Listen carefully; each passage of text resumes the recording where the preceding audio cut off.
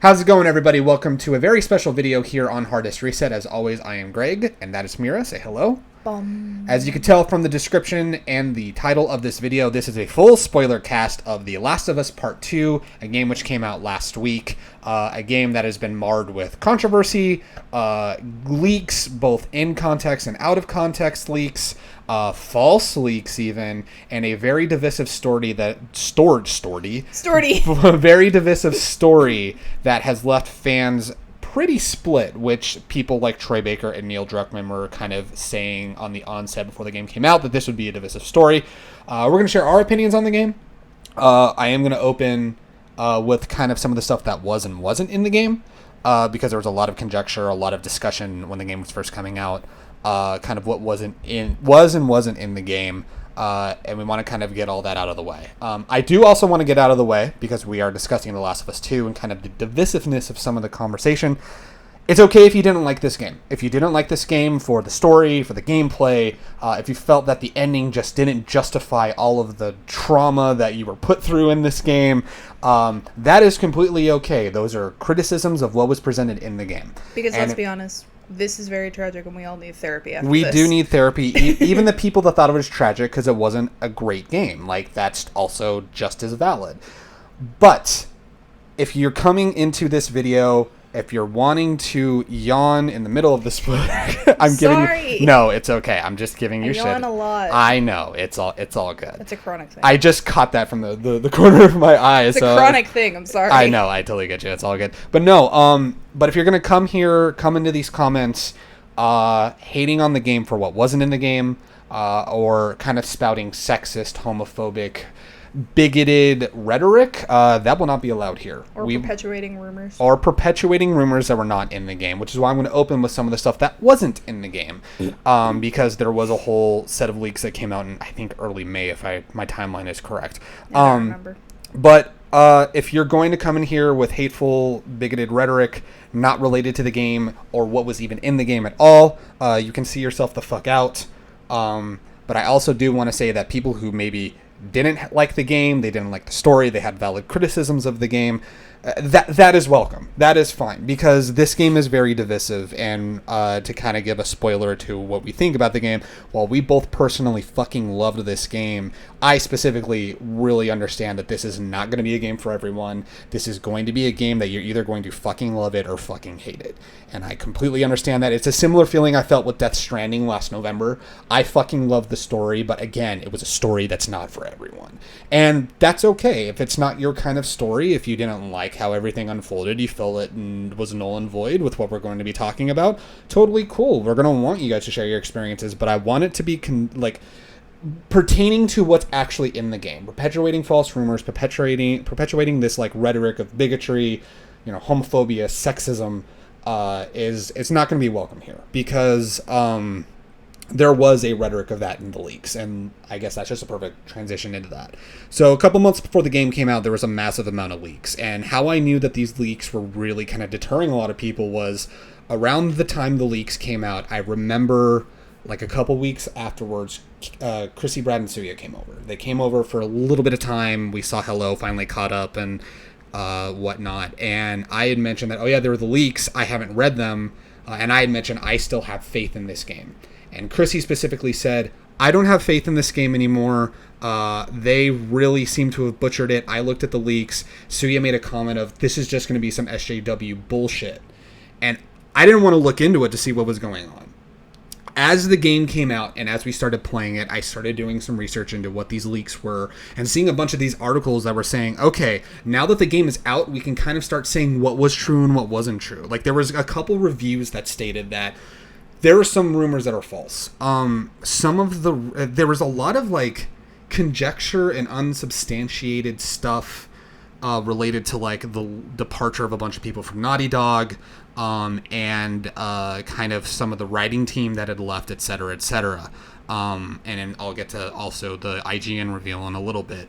But it was one of those things where there were people saying that this game was going to be an SJW shitfest. It was going to keep... some people were saying you were going to play as a trans female who goes and kills the cis white male, which was Joel. and that was Neil Druckmann's statement about his LGBTQ plus advocacy, and that if it wasn't that specific thing, that Neil Druckmann was pushing a political agenda with this game, he was forcing inclusivity, etc.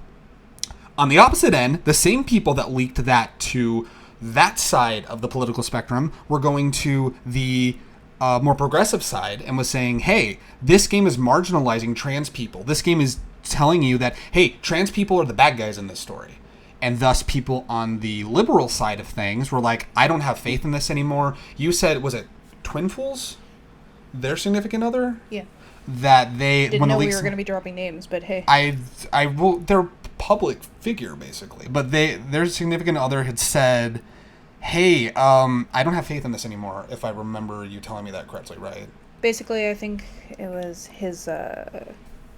I don't know if they're engaged or if they're still just dating or at this point or whatever. Yeah, but I'm assuming she probably saw the leaks and read into it and said, she basically said, I love Last of Us. I was ready for the second game. I was hopeful for it. But now after what I've learned, I don't want to play it anymore. Yeah. She didn't specify what it was because... Didn't want to spoil things. Yeah. At the time, we were like, oh, no, these are spoilers. We can't post them anywhere. Yeah. No. There was very... I don't know if she's played it since then. Right, or she just decided, no, I'm not doing it, and just didn't play it. Which is sad, because I haven't seen anything else. While, yes, this story is very divisive, and there is a conversation to be had about, like, expectation and kind of how the story unfolds proper, this game got fucked by these leaks. There were... And the thing is that, like, at first I wanted to say, oh, it was the alt-right conservative fuckheads that were doing this, but then I realized, like, the same people leaking stuff to that side of the spectrum were also leaking different spins of the leaks to the other side. So it's just the people who leaked this game, to me at least, it seemed like they wanted to set it up to fail. And it was one of those things where, in hindsight, I now understand why it was very...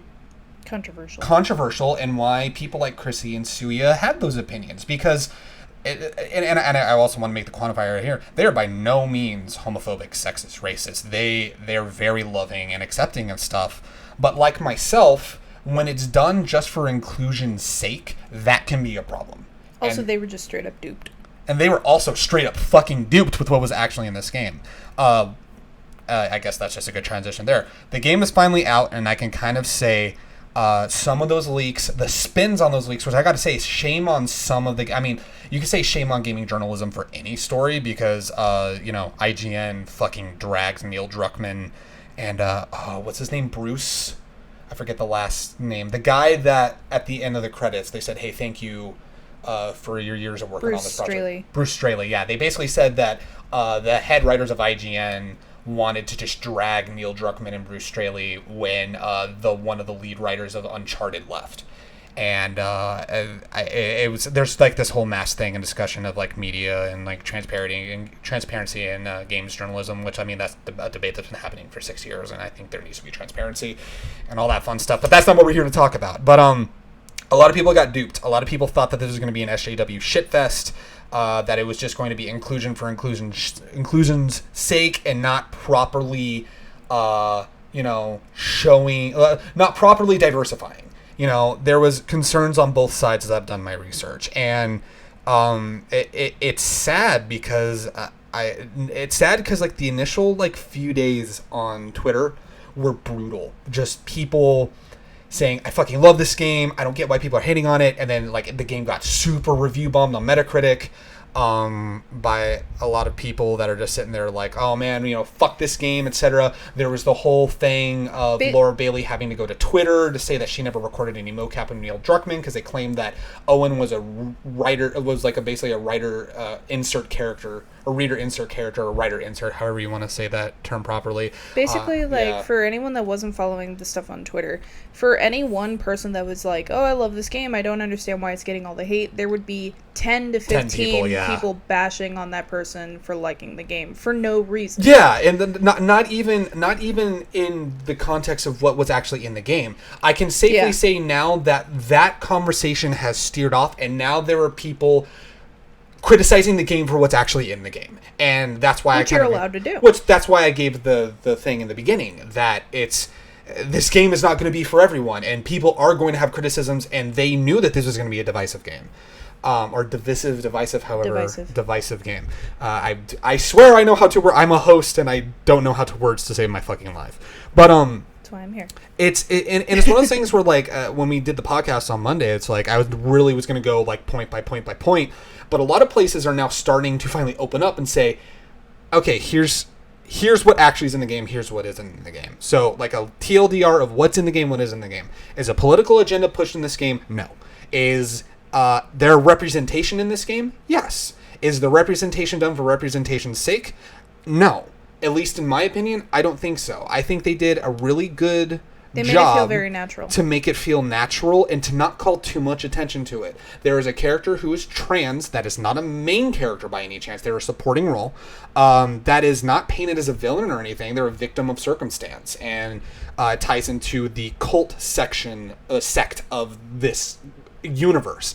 And it did a really good job kind of with, like, religious discrimination of trans people, which was incredible. And it wasn't it wasn't slammed in your face. You got the story, you got it with enough, subtlety, and they did a really good job. Like the thing about the representation in this game with Ellie being gay, which was already established back in, there were some people trying to claim that, oh, well, I never knew she was gay, and like the other side that actually played Left Behind, the DLC for The Last of Us 1's like, she's been gay, motherfucker, like, holy shit, like, that's not a big deal.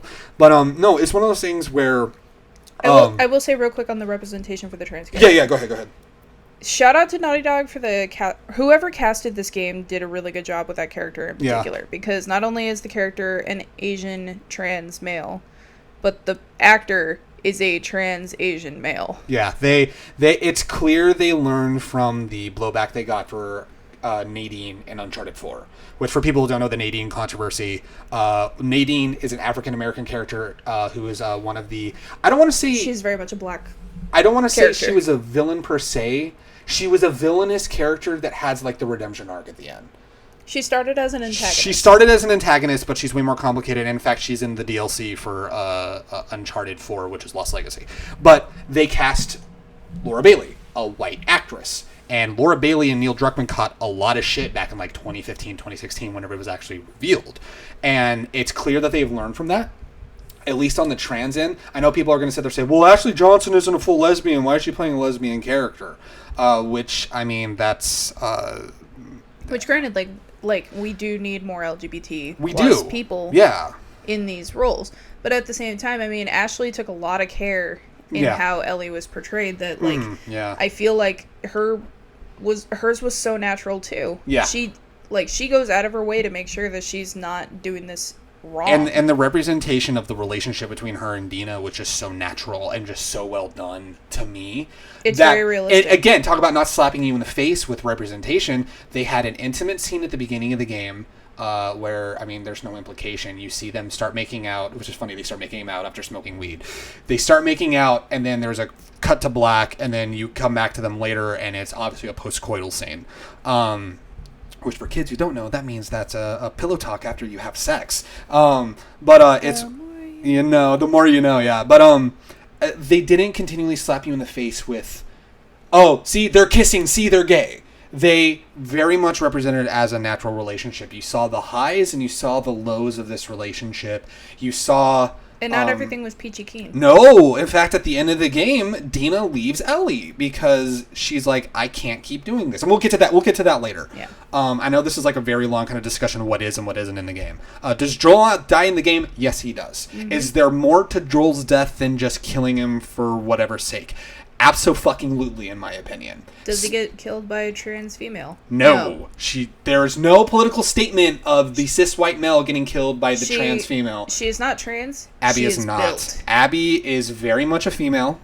She's built like a bodybuilder, basically. She reminds me of, like, when you see female MMA fighters who are, like, fucking ripped. Mm-hmm. That's what it reminds me of. There was a meme on Twitter, though, that I thought was kind of funny when they said Abby in The Last of Us, and it was the episode of SpongeBob where SpongeBob has the anchor arms, which are the fucking, like, fleshy, super ripped arms, but, like, the scrawny fucking body, which is pretty funny. I do have to say that was a choice meme on that one. That was pretty funny. Abby is really fucking built, though. She's really built. Like, she could crush you with her legs in your sleep. Yes, absolutely. And no effort. No. It's like she'd do that while fucking strangling 2 clickers at the same time, and yeah, it wouldn't even be breaking a sweat. But yeah, there's a lot of, this game got fucked in the initial kind of leaks and stuff like that, which I would also recommend. I may even link to it down below. Kind of Funny did a spoiler cast with Neil Druckmann, Troy Baker, and Ashley Johnson, and Neil actually goes into detail about the day the leaks came out and like him watching everything unfold in real time. And it's I was reading the quotes of it. I haven't listened to it yet, but I was reading the quotes of it. And that was a devastating day because, like, he's sitting there and he was talking about how he has to play coy. He has to be very vague about stuff going on because you can't give it away. You can't give away anymore. He's like, there's so much more to Joel being killed. But it's like, you know, and I'm going to say that I was shocked because that was the one thing I got spoiled. I got that spoiled when the leaks first came out that Joel gets killed in this game. I don't know when. I had a feeling. And there was also some people leaking that it was Ellie that killed Joel. So I'm thinking, like, I'm sitting there expecting a story like, oh, fuck, does Ellie find out and then try to kill Joel? Like, what the fuck? That's a really weird... I was hearing that, and that's why, like, I was being very vague, like, on the podcast. But, like, when I was talking about tempering expectations, even the little bits I was picking up, because I wasn't actively looking at it because I was still excited for the game, when I was hearing that was a possibility that was going to be in the game, I admittedly tempered my expectations a little bit. Because I'm like, if that's the direction they're going to go, they're really going to have to fucking impress me if they're going to go that direction in the story. They did not go that direction in the story. They went a very different direction in this story. Granted, like, if they did go in that direction, I have no doubt that they would have met expectations to make it make sense. And there were some people, because and then tying back once more about like people getting fired for not agreeing with Neil Druckmann and his political views. There was one sort, and I'm certain there could be maybe another source when the leaks came out, but there was only one source that I could find when the leaks came out that was claiming that was the case. What did actually happen that is very much documented, and I will admit, as much as I love this game, is something that does need to be talked about, was the plethora of people that left Naughty Dog for its horrible crunch culture. People being forced to work 20-plus hour days, 6-7 days a week, not even getting a fucking break because of all the work that they're being forced to put into this game. And it's one of those things where that's very much documented. It very much is documented. And again, I love this game, but that is really, really shitty. It's something... It's also not something specific to Naughty Dog. No, it's so many big AAA games. People gotta remember that. So many big AAA studios sit there and work these creators to the fucking bone, and then break the bone in order to keep pushing them to create them, or to create things that it's created a toxic crunch culture. And there were people who left Naughty Dog that said that they wanted the game to fail because of how horrible the working conditions were. And I will say, to that point, those former employees have every right to want it to fail, because think about the last really bad employer you had. Think about how when you left that company, and maybe even still to this day, I've experienced it, you've experienced it, May's experienced it, Chrissy, Brad, and Suya have all experienced it. I think everyone has experienced it. You leave a company that treated you poorly, and you want that company to burn to the fucking ground because they treated you so horribly. Yep. And it's like, I can't fault these former programmers, animators, writers, people who actually left because of that kind of toxic culture. I shouldn't say kind of, because of that toxic culture that they wanted the game to fail and want Naughty Dog to burn to the fucking ground. Because if I was in that position, I would definitely feel the same way. There's no issue with feeling that way. But there were other people that wanted the game to fail because Ellie is gay. There are other people that wanted the game to fail because, they killed Joel in the first 3 hours. This game is going to be fucking garbage. They ruined the dynamic. How fucking dare they? Oh, they're telling a tired revenge story? Oh, fuck that shit. What happened to the ingenuity that was the Last of Us story? And they wanted the game to fail because the big old strong white man can't be there to protect the little girl anymore. Yeah. Which... Spoiler alert, she could kill you on her own just fine. She does not need help. Yeah, it is brutal. So so that's kind of what's not in the game and what's in the game. Let's keep going on what's truly in the game. But before we get into the full details, as a whole, just as a whole, what if you were to just kind of explain in like one or two sentences what you thought about the game when you're done yawning? Sorry. No, it's okay. I want to catch you when you're not yawning, so I'm not catching you off guard. What did you think of the game? I had a few critiques with some of the gameplay stuff. Mm-hmm. There was a boss encounter that drove me nuts. Yeah. There was a couple issues with the camera that I had whenever I was maneuvering stuff around, but otherwise it was good. What I think of the game is, I think on a storytelling level, this was a masterclass in character study. It is definitely not going to be for everyone, but for the people that this kind of story is for, this is a shining example of how to do it. I do also have some gameplay critiques as well. I think this game is not perfect. There were a couple tweaks, and I also do have a couple story-related critiques that I would like to put forth to the council, for the Midnight Society. I'll also point out I was playing on the easiest. You were playing, yeah, and I played on easy because I wanted to get through the game because of how fucking spoiled this game was getting. I wanted to get through the story. Well, that's why I played it on the easiest. I wanted to see the story and not worry so much on, am I going to die in every fucking room that I go in? To be fair, if I were to replay the game, and I'm also definitely it's not just with this game, but any game. I am good at games. I am a one and done guy. Red Dead Redemption, I'm going to equate this game to Red Dead Redemption a lot as to how this story impacted me. I have not gone back and replayed Red Dead Redemption. I think I've played The Last of Us once on my own when it came out on PS3.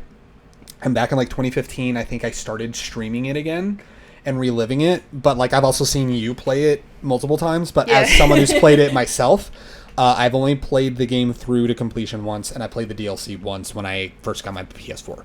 I'm very much someone who replays games. So let's get the discussions of gameplay and like sound design and graphics out of the way first, because I feel like the story discussion is going to be the biggest part.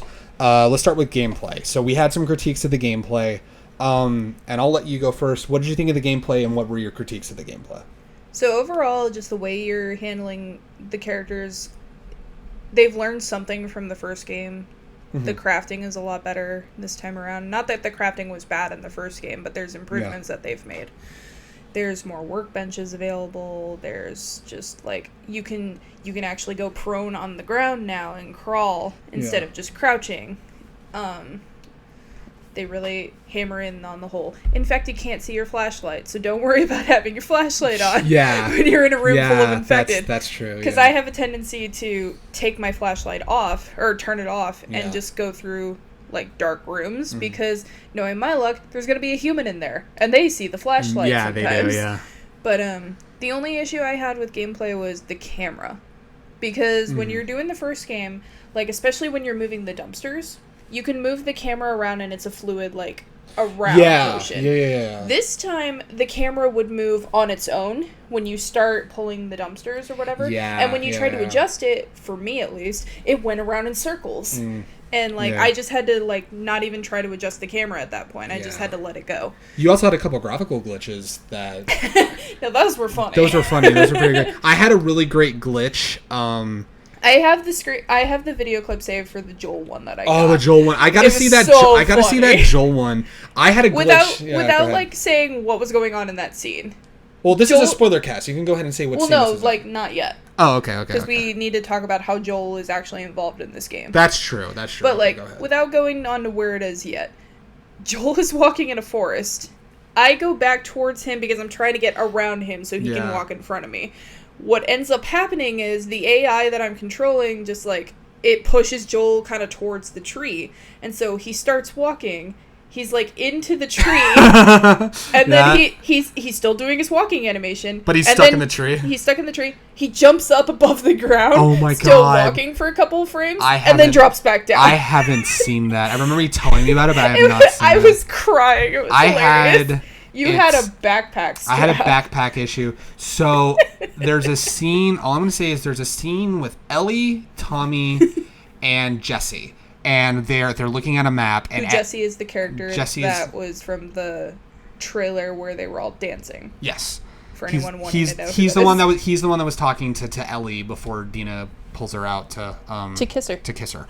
And it was one of those things where that was something I didn't. I'll put a pin on that.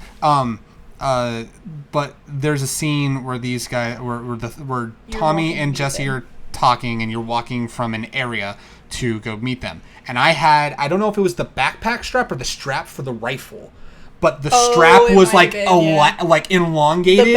The belt was like elongated. And then, like, she walks out of this area, and, like, it goes, vroom, vroom, and just, like, there's this massive fucking strap, like, in Tommy's face. And then she turns to look at Jesse, and the strap is in his face now. And it cuts back to Ellie, and it goes, vroom, vroom, and then you paused, and it fixed itself. I paused, and then it fixed itself, which was really fucking funny. We're going to have to release these. We're going to have to, yeah. We'll definitely have to release them at some point. They were funny. Really fucking great. It's not that it broke the game, but it did definitely make me laugh. I didn't have any... the only other glitches that I had in this game was, and it did get a little frustrating because I experienced it more with Abby than I did Ellie. There's a spoiler alert. He plays a different character in this game. No, it's a spoiler cast. It doesn't fucking matter. I experienced some moments where you go up to push something and the character just stops and you can't do anything because it's trying to process what you're trying to actually do. Or you're doing it and it hasn't had the prompt come up yet. Well, I would have the prompt. I would have the prompt come up. The way it happened to me, I would have the prompt come up, and I would like say it's like press triangle to like open a door. And it's like I go up to the door, and because at some point in the coding or whatever, I was still moving forward and pushing triangle, and it's still trying to register. Are you moving forward or are you pressing triangle? And it just would stop. I had to back up sometimes. For about I had a couple times with Abby. I had times where I couldn't even move. And then the game finally caught up with itself, and then she went, and then finally righted herself, and I had to push the button again. Speaking of Abby, there was an AI issue I had where it was basically the Ellie AI from the first game, where sometimes the AI will just be blocking your path. Yeah, okay. And you're trying to get around them, but you don't have enough room to get around, so you're having to push into the AI to get them to move, and sometimes it doesn't process immediately. Yeah, that you're trying to get past them, and then one of two things will happen. It'll either the AI will finally understand and move out of the way real fast. Yeah, so you can go forward. Or one of the instances I had with Abby, you keep pressing forward and the game just clips her through the AI. Oh shit! Yeah. To get to where you need to go. I didn't have that. I had that with a scene with Mel. Oh, okay, yeah. It's when you're trying to get over to Manny. Okay. And you're on that catwalk or whatever, and Mel is up there with you. Mel got in my way, and I had to get around her. Yeah. And I kept pushing and pushing because there wasn't enough room to really go around. Yeah. But it basically clipped me through Mel and got me on the other side. Right. It was so weird. I had talking about gameplay. I think my biggest critique of this game is actually the gameplay. I think this gameplay, as a whole, there are improvements, but I don't think it's better, in my opinion. Last of Us had decent gameplay, but I will readily admit I didn't play Last of Us for the revolutionizing gameplay aspects. I played it for the story because I heard Naughty Dog had great stories, and I'd watch my dad play some Uncharted, and I'm like, oh, these guys seem like they know what they're doing. But, there are some improvements, like Ellie has a knife. Ellie has more things to craft. Ellie has a knife. You can craft more things on the go. That being said, for me personally, I felt some of the crafting, because they really purported in the initial gameplays that it's instantaneous crafting. And I know you have to upgrade your crafting in order to craft faster and stuff like that, but I still kind of felt like the crafting was a little on the clunkier end. I feel like if they were to do a 3, which I don't imagine they would have to have a really compelling case to make a third game. But they really would have to overhaul that crafting system, in my opinion. I think that was the biggest mar for me as a player. I thought the crafting was fine. The shooting, the aim has massively improved, which has me excited too, because I've been playing the Uncharted franchise, because that was a series I completely missed out on.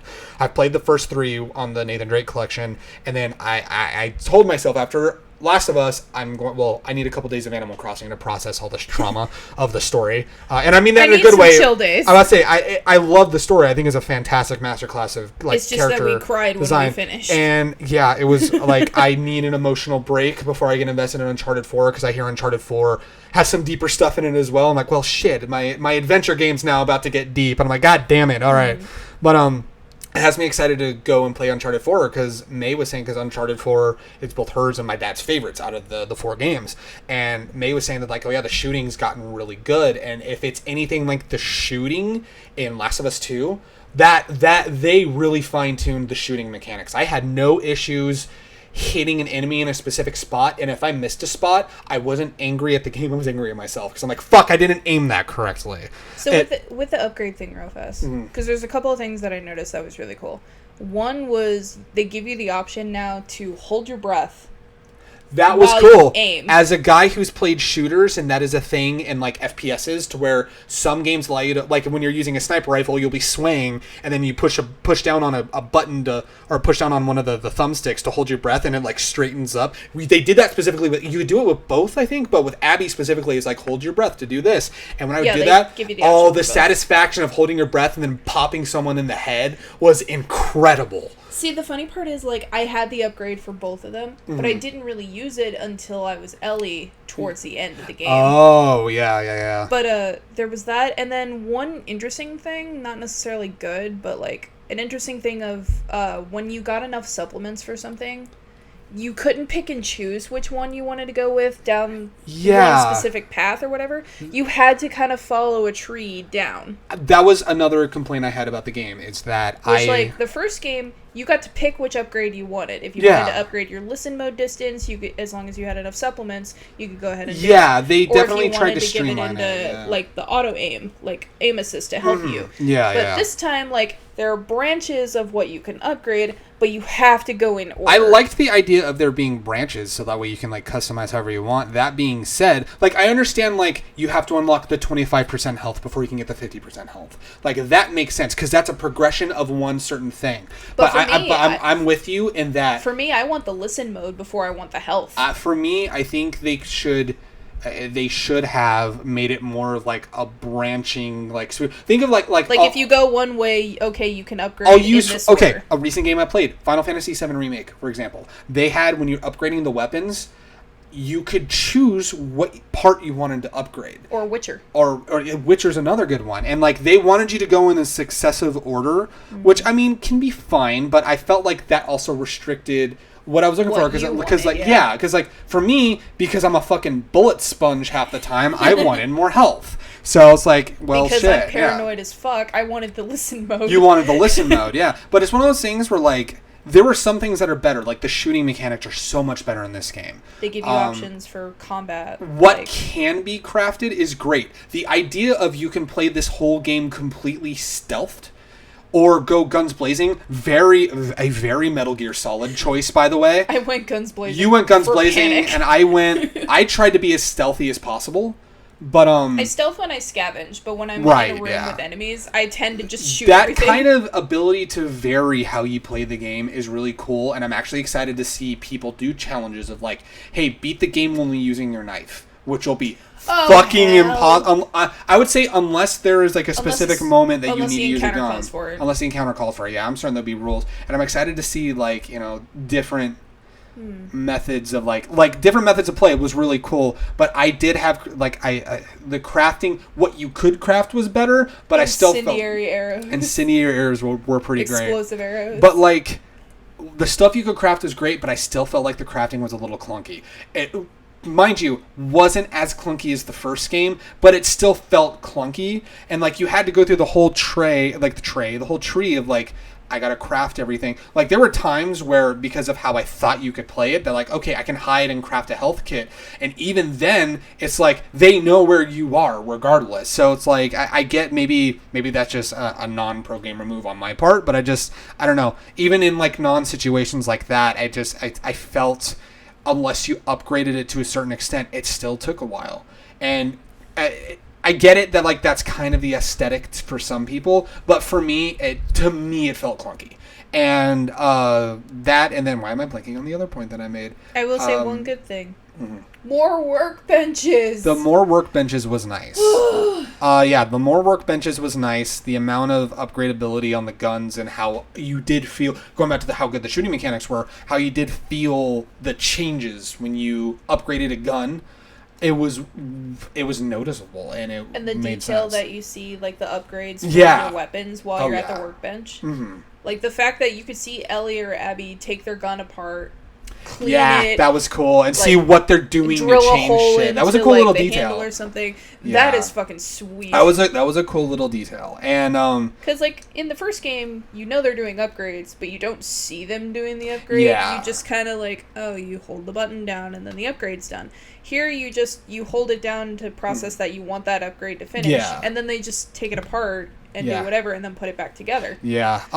Really fucking sweet. I didn't mean to like interrupt you for a moment. No, sorry. No, the only other issue that I had with this game was some of the enemy placement is weird. I had a couple moments specifically where they really didn't give you enough to prepare for an encounter, and I, for all intents and purposes, had a lot of ammo. And it could also be a thing of difficulty. Maybe. It could be as well. Because I never had that issue. There was a couple encounters, especially one at the very end of the game, that I nearly was like, I need to stop. You were angry. It pissed me off because it literally set me. And to be fair, they did add the option to restart the whole encounter, so you can take the whole thing over again. I only had to do that. I don't even think I had to. No, I had to restart a whole encounter once.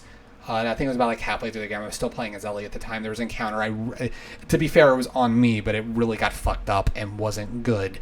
But it was one of those things for me that a couple of the enemy encounters and enemy placements were kind of weird for me. And maybe that was like you said, it's probably a difficulty thing, the way that they place things differently. I didn't have that issue. I do like, and somebody posted this on Twitter. There's a fight. It was when you're chasing Nora. When you drop down into the basement and they're trying to look for you, and there's also clickers going around. Someone threw one of the wolves into a clicker, and the clicker killed the wolf. And I'm like, that's a cool fucking thing. I like that a lot. That's the thing they set up in like the tunnel at one point too. Like there's soldiers down there, and then there are clickers and runners, and I think a shambler at one point. No, maybe not a shambler at that point. But like there's at least clickers and runners. Yeah. And you have the option of shooting everybody up or letting the infected take care of the soldiers. I loved that. That was I fucking threw bricks and bottles to lure the infected to the soldiers, and it more or less took care of them. I had one where Seraphites and wolves were fighting one another. Is when you're in the boat as Ellie, when you're going to the aquarium. Yeah. And like there were Seraphites and wolves fighting one another. I literally just hung back and watched the fight in the boat. And then when the firing stopped, I'm like, okay, I'm gonna stealth in, and we're good. And that encounter is donezo's, my guys. Although like for me, like the firefight happened, and then there were like a couple Seraphites still wandering around. Right, yeah. But otherwise, like, I hung out in the boat too, and I just watched them take care of each other. Yeah. I still stand by the gameplay is good. We sound like we're nitpicking this to death, but we are like, and I mean, we really like. Yeah, no, it's a fantastic game. Like I said, I love Red Dead Redemption 2, and there were issues. There were still issues. There were glitches and issues I had with Red Dead 2, specifically with the horse riding. But no, it's one of those things where like I have these, and I understand that these are just nitpicks for me. As much as I'm a guy that loves story. And so I focus more on if the story is good, then it's great. It's why, as time has gone on in our numerous discussions and debates, I was too forgiving with Kingdom Hearts 3. Because I said, well, the gameplay is good and the story was meh, and as I dwelled more, I realized I really fucking hated the story and did not like Kingdom Hearts 3 nearly as much. Meanwhile, on the other end of the spectrum, you still hold by it that it was one of your favorite games. It was your favorite game of 2019. It was incredible for you. I also didn't play too many games. True, but you missed out on DMC5 last year. That was I never played DMC. Oh man, DMC5 was so good. And get ready to crucify me now. I mean, hey, speaking of DMC, Ruben Langdon was one of the stunt people on this game, and Ruben Langdon is Dante in Devil May Cry. I think he actually had a voice role in this game. Yeah, he did. He got to voice someone this time. He was a stunt coordinator for Last of Us 1 and a bunch of the Uncharted games. And then he did, I'm not like the main stunt coordinator, but he did stunts as well as had a voice role in the game as well, which, hey, that's cool. I love that they kind of threw a little nod there. But like, I have my critiques about the gameplay, but like, it didn't take away from the overall experience. I had my nitpicks, but overall, it wasn't like there was something so game-breaking in the gameplay that made me go, wow, this game isn't that good. Mm-hmm.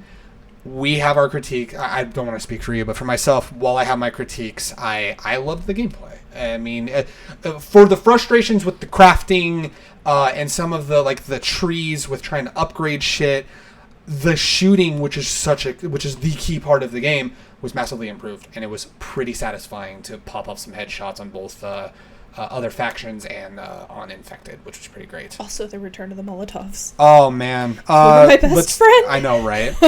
So let's talk new Infected real quick. Oh god. So the returning Infected are even more scary. I think one of my biggest ups for this game was the runners and clickers. You can tell when they got infected because some of them look even more. Like the cordyceps have built up. The cordyceps are way more built out on some compared to others. Especially the Shamblers are fucking gross.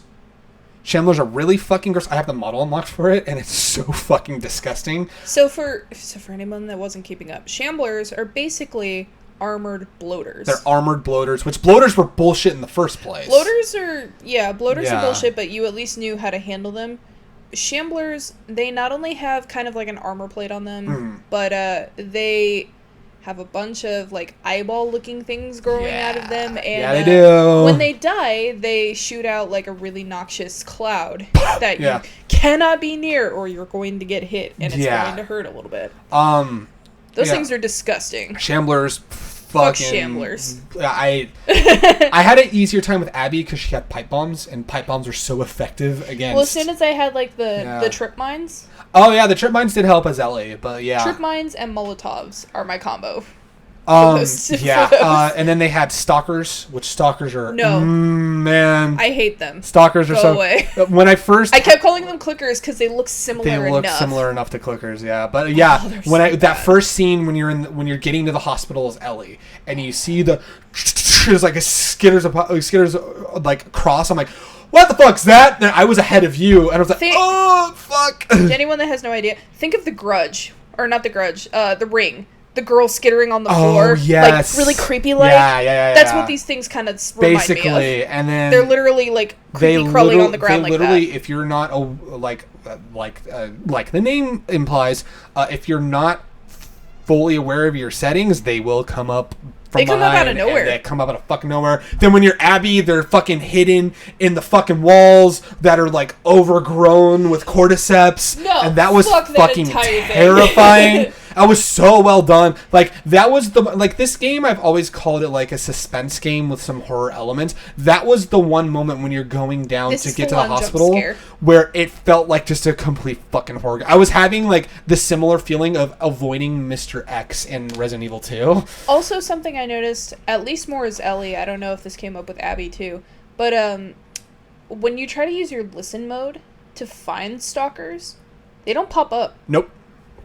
They did not. And someone like me, like, I heavily rely on listen mode. Cause I'm so paranoid. I've, like, stealth everywhere until I need to start attacking. So anyway, I start blasting. That's basically your gameplay style. Yeah, basically. But, like, I rely on listen mode so much. And the fact that they don't even pop up whenever you do that. And then, like, you start walking away, and you hear them on one side of your headphones, and you turn around, and you don't see them. Yeah. And then they come up behind you, and you're like, how the fuck did you get behind me? I nearly died a few times. I'll say that I didn't really use listen mode nearly as much with the Infected, because I'm just like, alright, unless it's a clicker, which you can hear when there's a clicker.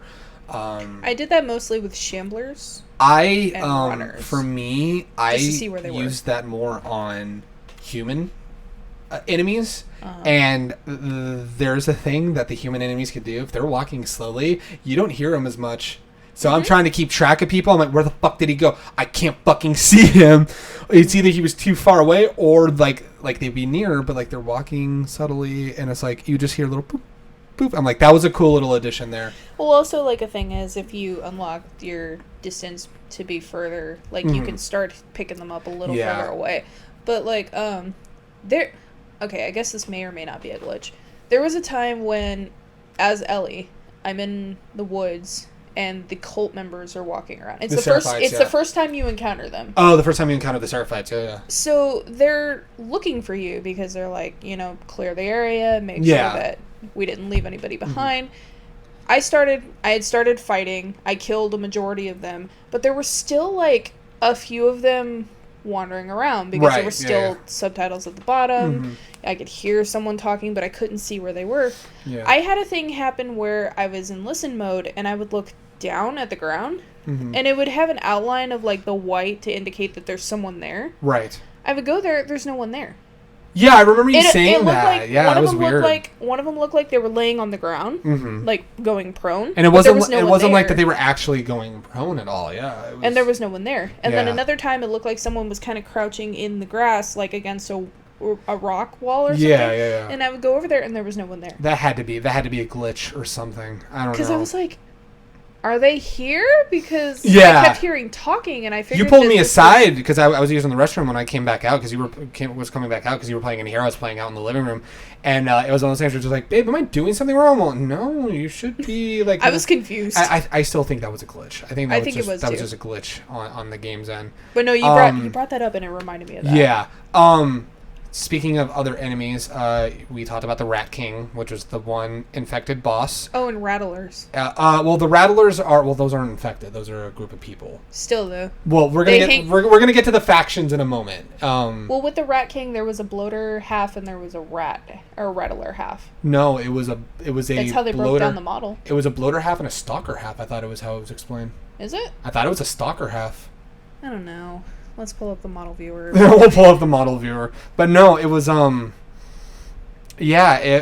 Rat King is a tough boss, and I had to beat it for you. I kept dying. It's difficult. I was getting angry. It was a one-hit kill boss. Yeah. Yeah, it was... Basically, like, if you did not run away fast enough, if you did not dodge in time, that thing one-shot killed you, motherfucker. Right, yeah. Which was like, oh, yikes. Which is bullshit. It was some bullshit. I don't blame you. But, yeah. And you're playing as Abby. You're not playing as Ellie. It's a boss. I learned the strategy and it got better, but I understand people's frustration with that, like your frustration with that.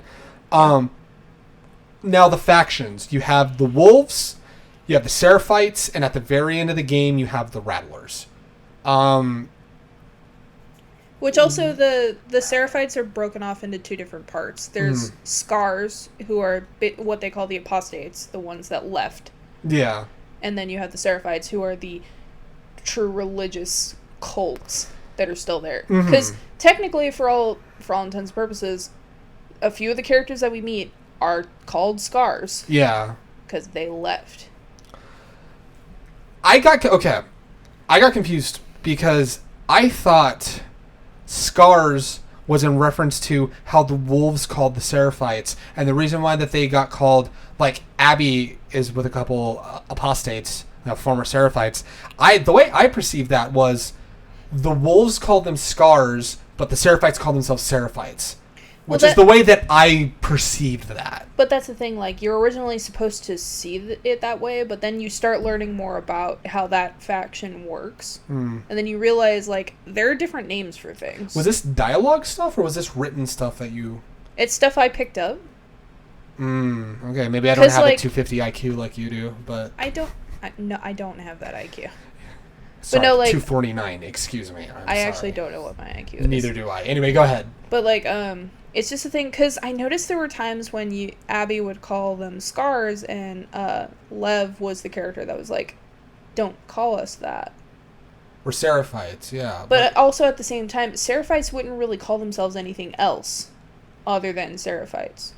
Apostates are people that turned away or that they're sinners in their eyes. I thought that, like Scars is also a generalization because of the markings on I thought face. That, like, the way I read into it was Scars was, like, the derogatory term for Seraphites. Like, I also could be really fucking wrong.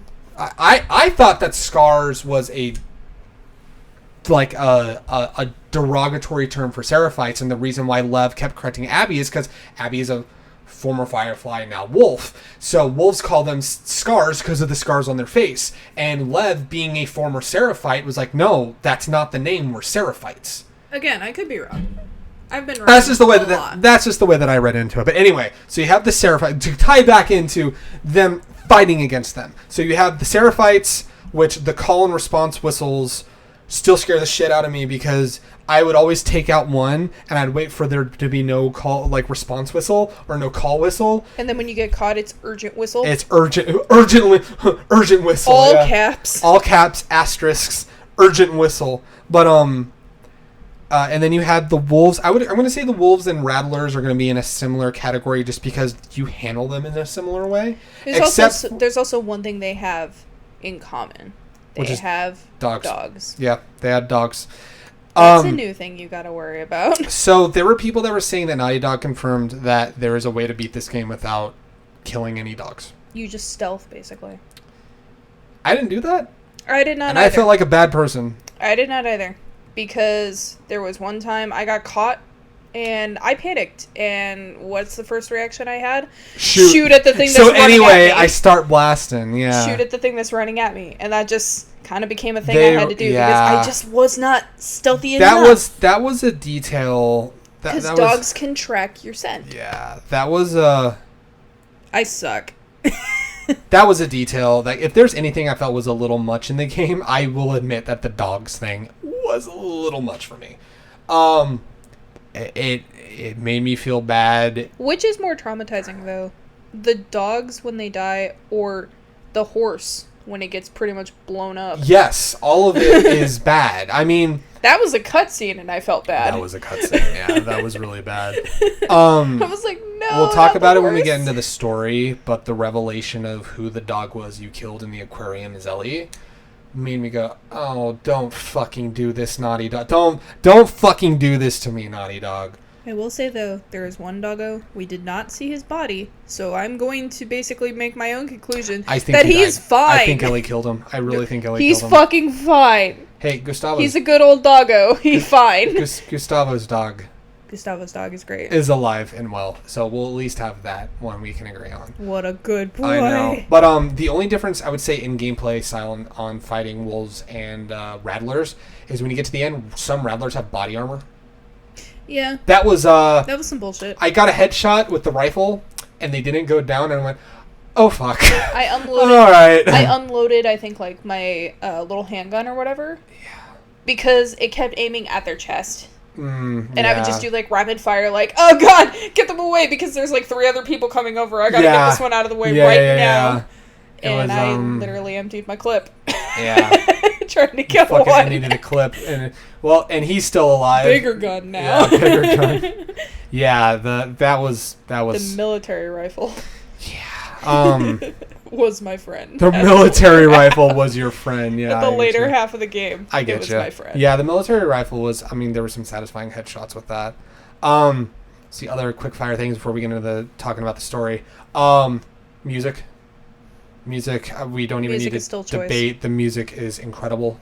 I loved the whole idea of at certain points of time you can sit and practice guitar as Ellie. There's already been a lot of videos of people playing songs on guitar, which is impressive to say the least. Well, it also labels like what chord you're playing, which really helps. Which was really cool. Because like all you got to do is, if you don't know how to play guitar, all you got to do is look up the chords for a song, and you can flip back and forth between what chord set you want. Yeah, and that was play really songs cool. with it. That was actually really cool. Which, goddamn, so good. Which, thank you, Naughty Dog. There's been some impressive songs coming out not of only it. having Gustavo come back and do the second soundtrack, but also getting the license to Aha and Pearl Jam for this fucking game. Yeah. Because Joel teaches Ellie a Pearl Jam song, and Ellie sings Take On Me to Dina early on in the game, which I will say, like, I like that rendition of it. It was a touching moment, but in the back of my head, you just hear the meme. I see I don't remember the name of the group that did the fucking Take On Me meme,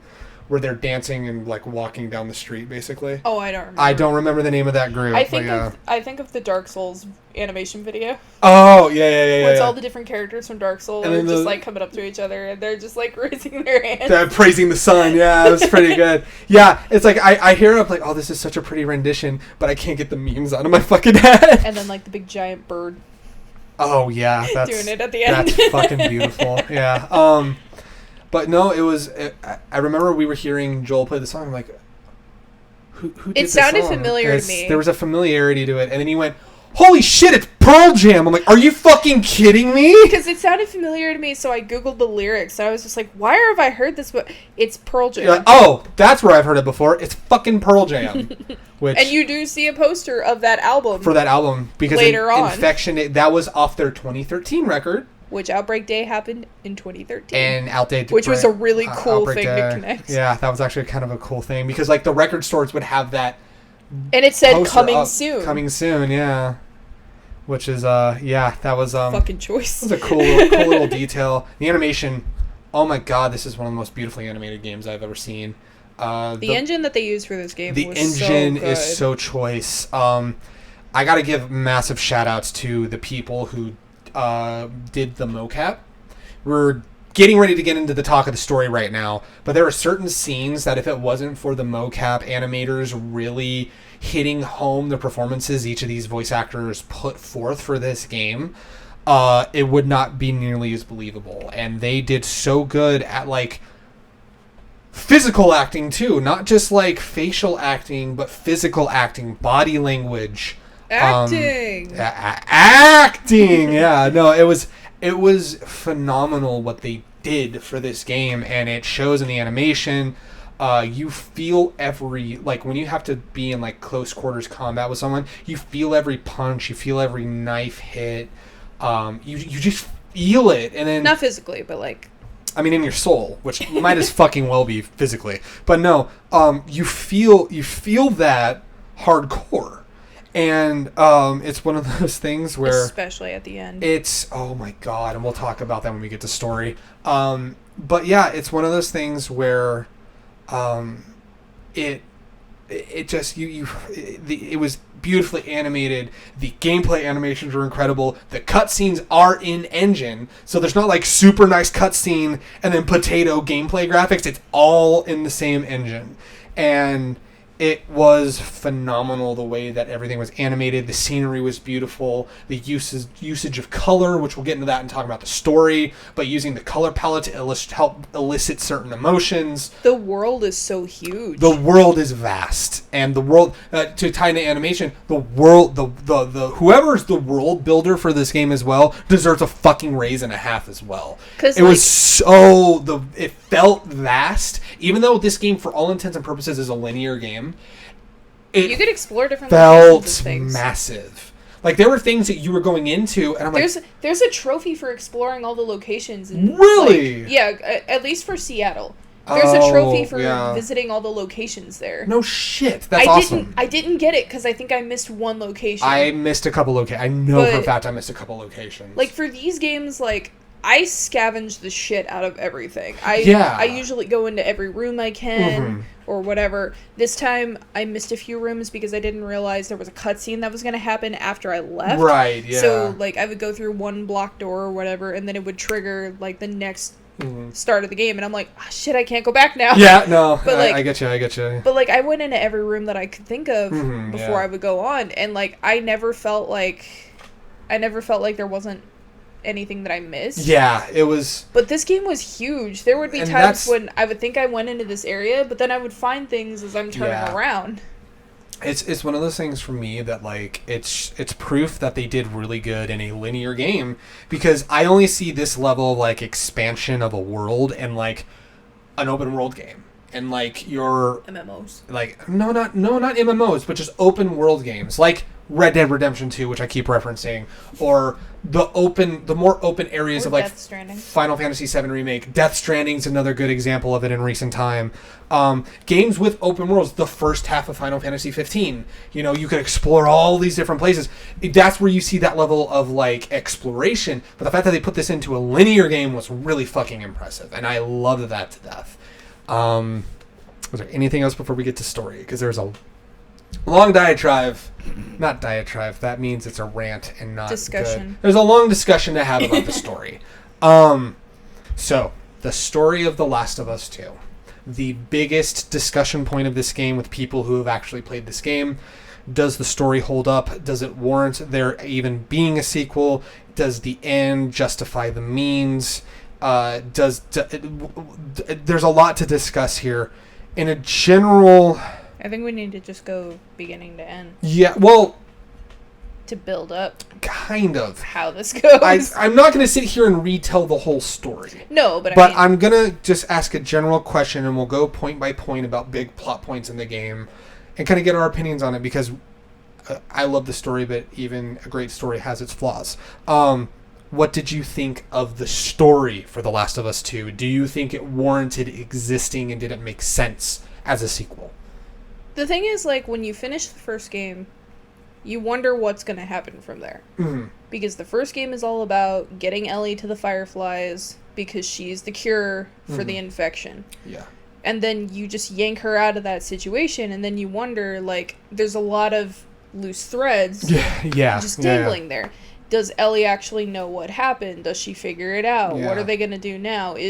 Are the Fireflies going to come after her? That sort of thing. Yeah. They tied up pretty much a lot of those threads in this game. They had the issue of, Ellie eventually finding out. Yeah. And how that happened. What her motivation was for this game. How it tied into, like, the ending of the game. Right, yeah. There is only one loose thread that I have. And I talked about it with you last night. Ellie knows she is the cure. The Fireflies, spoiler, are now regrouping. They're regrouping in Catalina, at the end of the game. At the very end. That's where Abby was going when she got snatched up at the end of the game, yeah. So, the only one loose thread I have is, now that Ellie has lost one of the most important people to her, now that so many other people are either leaving her or have died, she's essentially alone again, which is one of the biggest fears she had. Yeah. The question is now, like, with Ellie knowing everything that she does, is she gonna go looking for the Fireflies? Are the Fireflies gonna come looking for her? Because Abby knows that that's the cure, because her dad was the doctor that was gonna operate on her. Yes, yeah. So it's like, Abby knows. Abby's the only one left that knows. There's a lot to process with that ending. So it's too. Ellie still is the cure. That hasn't changed. Yeah. And people eventually want this to end. People are eventually going to get tired of having to fight infected all the time, having to, like, be on high alerts all this time. Yeah. 25 years have gone by now. Yeah. So it's like, are they still going to try and get the cure from Ellie? Because that hasn't changed. Yeah. If they we dived right on into discussing the ending. Well, no, because you were saying, does it make sense? Does it hold up? Does it warrant itself? It does warrant itself, because there's a lot of loose threads at the end of the first game. You feel like it wrapped up your loose ends. It answered pretty much everything, except that one. That's the one it did not answer, which makes sense, yeah. Which leads into, like, if they were to make a third game, I feel like that would be what the game would be about. Yeah. Would be getting Ellie to the Fireflies. It would be a very personal story if that were the case. Because someone eventually is going to replicate that surgery and figure out how to do it. Yeah, it's just the way people are. This game deals in gray areas. Hardcore. The first game did as well. You had... But even more so now. I'm about to say, like, in the first game, you had characters like Bill. He was cold-hearted. He was, for all intents and purposes, a fucking asshole. Which, by the way, guys, Bill was gay. Yeah. Yeah. We had inclusivity in the first game, We did. Too. We really did. But the thing is just, like, you learn the context of Bill only had his lover, and his lover killed himself. So you would be pretty fucking jaded, too.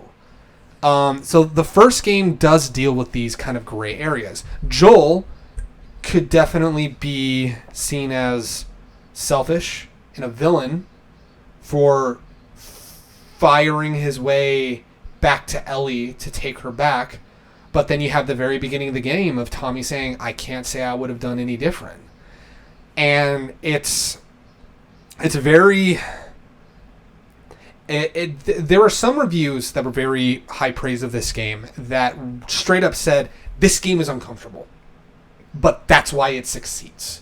Yeah. And a little spoiler alert on my process of getting ready for the game, I was waiting for the reviews to come out, and I started reading the reviews, and I started noticing this trend of, like, this flawed version of Ellie. And as we finished this game, it's I feel like the mission statement of this game is, while you may be the good guy in your story, you are the irredeemable villain of someone else's. And how does somebody process that? And also, it's a zombie apocalypse. No one is going to come out of this completely innocent. Yeah. No one. Yeah, it's the only people that are innocent in these things are the babies. Yeah. Because they literally haven't done anything yet. Yeah. No, it's this game deals so much in gray areas, and Joel gets killed early on in the game. I had always wondered, when leading up to the game, I'd always wondered, is this game going to deal in consequences of actions? And it very much did. Mm-hmm. Joel shot his way through the Firefly hospital to get Ellie back. What we didn't know is the one that was going to do the surgery had a daughter who was hell-bent on finding out when her father was killed, on finding Joel and killing him herself. Starting what was going to be a cycle of vengeance. It's one of those things where... yeah, because in the beginning of the game, when she dropped Joel's last name, that's when you Joel knew shit was Miller, about to get bad. I went, oh, fuck. Joel Miller, you stupid old man. What did you do? Yeah. And, it was, people are complaining that, because they wanted Joel and Ellie again. Mm-hmm. I wanted Joel and Ellie again too, but... Yeah, I will say, when Joel was killed that early in the game, I went, uh-oh. Now what? I literally had a moment of, well, now what? And... I have to clarify a bias for me loving this story and these kinds of stories. I've always been a fan of darker storytelling. I've always been a fan of realistic storytelling. I like high fantasy. I love over-the-top stories. I just finished Doom Eternal, which is one of them, which is the exact opposite of what this game is. This is a realistic look into character study and processing grief and the consequence of your actions. Doom Eternal, you're saving the fucking Earth from getting overran by demons, and you're a fucking super dude in space and on Mars. It's like polar opposites, but like What are you talking about? That's realistic. Yeah, that is actually very realistic. You mean you don't do that?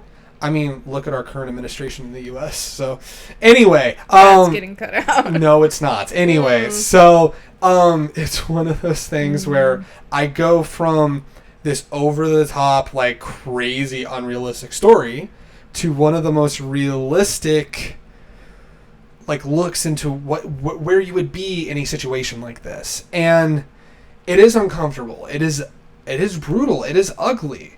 Some people have said this game is pandered. Some people said this game also just keeps hitting you over the head with killing is bad, this is not the way you do it. But I think it's way more complicated than that. And we see that in Ellie. When you're fighting the wolves. We start feeling it, and I'll also kind of sit there and say, initially I was kind of like, really, they each have a name? Okay, they're kind of going to make me feel bad. But then when you start playing as Abby, and I'll get to my opinions on Abby in a little bit, it really added to the actual humanization of stuff. Grief takes on so many different forms. And my dad and I, with all this going on in the U.S. right now, we actually had a conversation because I saw him recently. He was helping me change out the battery in my car, which fucking died a week ago. And he made mention of something which was interesting because I'd already started playing the game. A week ago, just like Joel. Oh, well, I mean, like, I didn't even hear any of what you said. I don't know what the fuck you said. It died a week ago, just like Joel. Oh, yeah. Because the game came out a week ago. I thought you said my dad died a week ago. No, I was the battery died. Anyway, so it's one of those things where he mentioned that, like, people grieve in different ways. And you see that with, like... There's a conversation with Jesse when Ellie and Jesse are teaming up to try and find, because they leave, trying to find, they're trying to find Abby, and it's one of those things where he made the comment of, he mattered a lot to me too, I'm here for you, but he mattered to me a lot as well. He mattered to a lot of people. Ellie was like, I'm surprised you're here. Yeah, and it's like, it's one of those things where, like, a lot of people were just quiet and they were silent and grieving, and then people like Tommy and Ellie are angry and vengeful, and they want justice. But Which they really hammered that home with Tommy at the end of the game. They really fucking did. Good God. But it's one of those things where it really is just... I never felt... No one is correct in this game. Yeah, it's, again, dealing in gray areas. Ellie did some bad stuff, but I don't feel like she's not a good person. Abby had some redeemable moments, but I don't feel she was a good person. I think there are people around each of these individuals that you feel bad for. And it's so interesting, the foil between these two. Ellie kills everyone but Abby at the end of the story. But lets Abby go. And we'll get to the importance of that scene in a little bit. But then Abby only killed the person she was after for all intents and purposes. And Jesse. Later, I'm talking to her quest for vengeance. She only killed the person she was after. And then her friends started getting killed, and then, yeah, she killed Jesse and nearly kills Tommy. But, she only killed the one person. But even then, her group of peers, I don't even want to say friends, her group of peers that decided to stick with her deteriorated so bad over those 4 years that she, for all intents and purposes, until Yara and Lev came into her life, had nothing. Ellie had these breakdowns each time she killed someone, and there's even a point that I was thinking about this morning where Tommy made a comment because Ellie's like, because they're thinking about, okay, we've killed all these other people, we need to get the fuck out of here. And she's like, so we're just going to let her go. And he's like, yeah. It has to be that way. It has to be that way. And that was a subtle foreshadowing to what happens at the end of the game. And it's one of those things where it led me to believe that this was going to be more complicated. And it's very much... I also think part of why Tommy's demeanor shifts is just because look what happened to him. Yeah. He's angry for he was both ready not only Joel, but now what they did to him. He was ready to let go until he himself got personally attacked. And it was one of those things for me, like, I can understand that shift in Tommy. Mm-hmm. To sit there, like, completely... Basically a bitter old man. Bitter old man who can barely walk properly because of getting shot through the fucking eye. It did a lot of damage, man. And it's such... This game really illustrates that, like, revenge is complicated. And it eats away at you. It does. And it's one of those things for me that some of the common criticisms of this game I'm seeing is that, and we'll get to the ending criticisms as well, is that this game beats you over the head with killing is bad, this is not the way you do it. One of the reviews, in fact, the Polygon review, and it makes sense now, I went back and reread some of the more middle-of-the-road reviews for this game. Polygon straight up said, Naughty Dog thinks we're not as savvy as we are, and it shows in the storytelling. That was a big critique. They said they tried, and they didn't stick the landing. There were a couple other places that said, while Naughty Dog has stuck the landing in the past, they definitely didn't stick the landing with this one. Because they felt it was too heavy-handed in its messaging, that, it was really... It really pushed, like, hey, this is not the way you handle grief. But I really... That's the point, though. That is the point, but I also feel like that it's more complicated than just... Again, looking at a story dealing in gray areas in black and white is very complicated. And just like the story of this game is very complicated. There's a lot of moving parts. Also, like, I appreciate the fact that they gave names to these characters, because it follows that logic of, had you known their names beforehand, you may have hesitated. Yeah. But the fact that you hear their names after you've killed them, realizing that people are actually friends here, people care about There's each a other. There's community here. Yeah, people fucking know each other. There's a community here, just like the community you start off at the beginning of the game, which is a very good detail that they did. Because you start at the community, everyone knows each other, etc., etc. Mm-hmm. But you realize when you start playing as Abby, they have their own community. Mm-hmm. And it's a lot of just that humanization of what really is going on, which is, I thought was well executed. And sometimes it just doesn't click until after you hear someone call out someone else's name. Yeah. Because it's that logic in horror movies, too. or it's like sci-fi movies. There's a movie called Circle that does this really well. Never seen it, so you have to. I've watched Foundflix review it. Okay, all right. It's a sci-fi horror for all intents and purposes. Right, yeah. But basically just a lot of the characters don't even have names. Really? In the credits, they're listed by, like, what you identify them as. Oh, okay. Pregnant woman, young girl, Hispanic guy, you know, angry white man, or something like that. It purposely didn't give names to these people. But there are some characters that have names. Okay. And when they say their name, it becomes more personal. Yeah. Because, like, sometimes it's harder to kill that person off if their name is revealed. Or sometimes if they volunteer their name, that targets them and gets them killed faster. But it's... Sometimes when you have that personalization... and you know the history of somebody or you know facts about them, it's hard to kill them because sometimes they'll offer up, oh, hey, I have a family, or hey, I have someone waiting for me back home. There's a character in that movie who was a soldier who was serving in Iraq, I think, for a few years.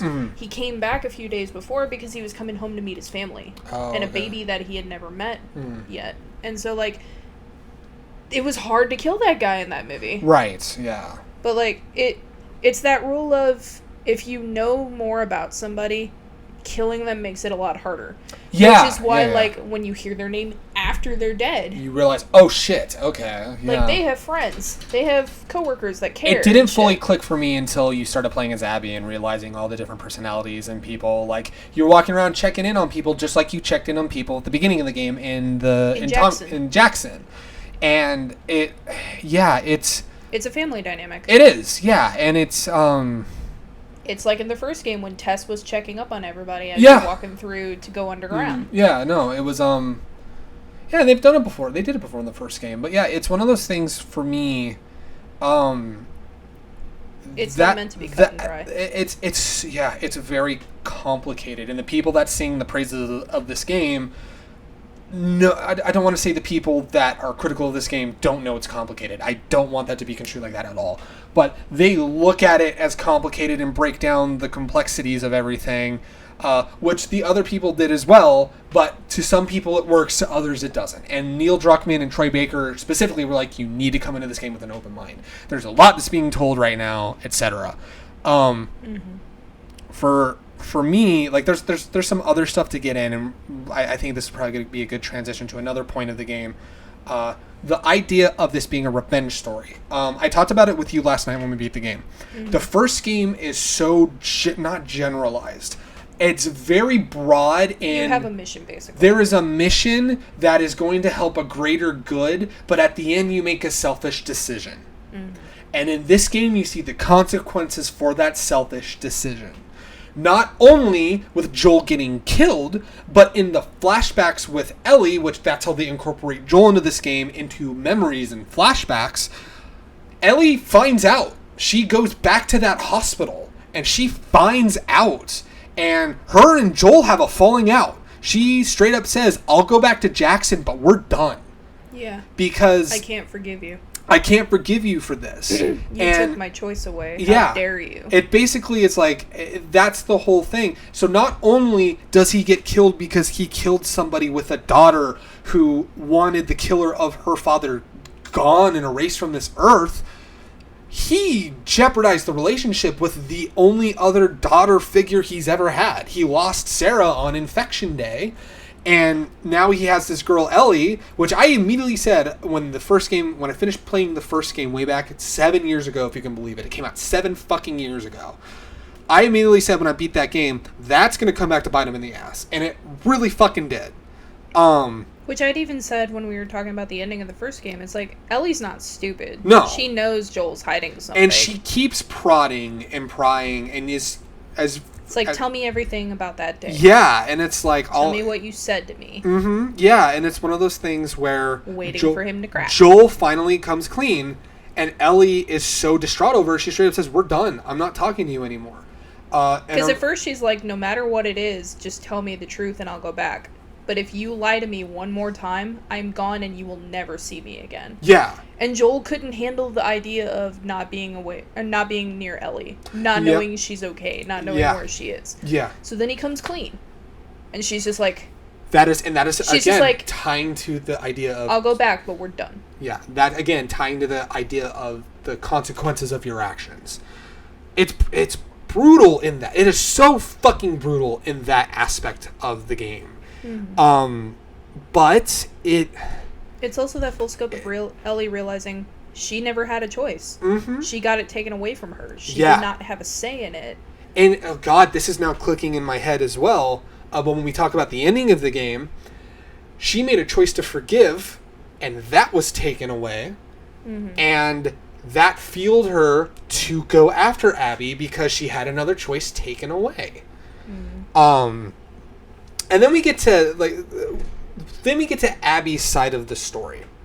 Another complaint. Oh, actually, let me go back because I remembered the point I wanted to put in that I forgot to say at the beginning. Okay. There was an article from Kotaku that said that there was a massive focus on homophobia in this game and to be ready for some really bad words.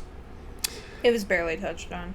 Fuck Kotaku specifically for putting that in their article. There is one incident where... it's referenced at the beginning, but then you don't see the full scene until toward the end. The end of the game, where you find out that the night where Dina kissed Ellie during the dance, they're harassed by an older gentleman saying, "Hey, this is a family event." They're like, "Well, what are we doing wrong?" And then what does he calls him? A loudmouth dyke. Yeah, that's just another thing this community needs. Another loudmouth dyke. And Ellie's about to tear into him, and then Joel comes and punches the shit, or punches him, shoves him out of the fucking way. Well, Dina's getting in the middle for Ellie. Yeah. So she's already defending Ellie a little bit, and then Joel comes over and encounters Seth, who is the name of the Seth is the name of the character. Yeah. But Joel gets in between, right in front of Seth. Dina gets in front of Ellie. They're both kind of being blocked off. Seth walks away. Ellie and Joel have an issue because Joel was like, I'm sorry for that, and Ellie's just like, why did you do that? Yeah. I didn't They're still not on good terms at that point. Yeah. I didn't need your help. You need to stop doing shit like this. Yeah. And Joel walks away. He's like, okay.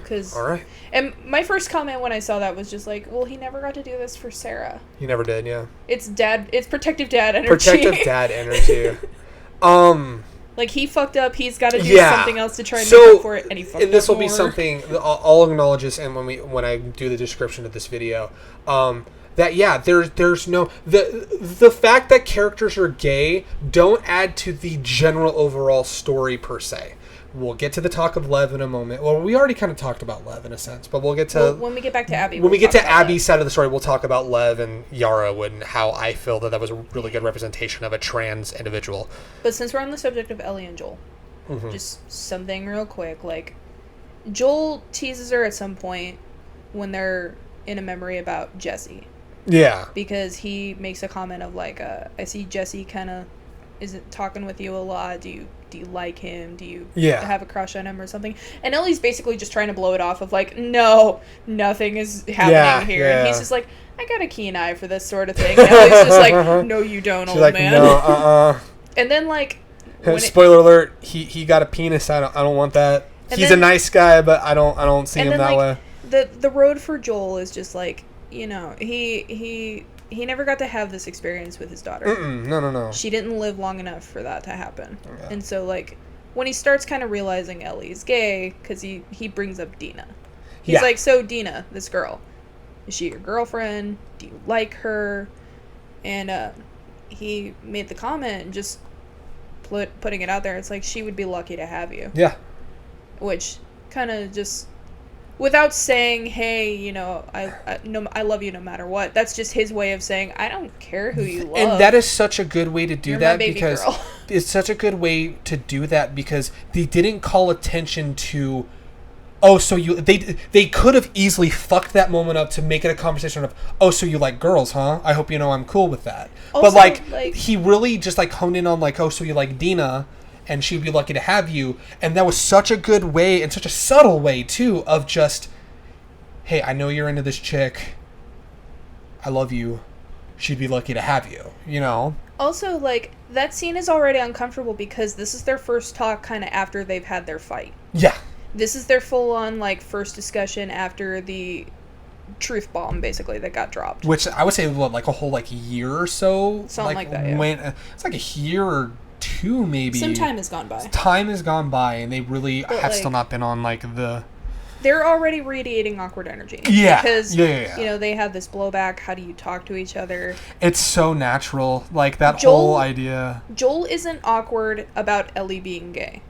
That's not what he's awkward about. He's awkward because this is a father-daughter situation where he's like, okay, we had a fight. Now, how do I talk to her about Talking about representing that moment so well is, it reminded me of the initial awkwardness when my sister kind of came back into my family's life. Yeah.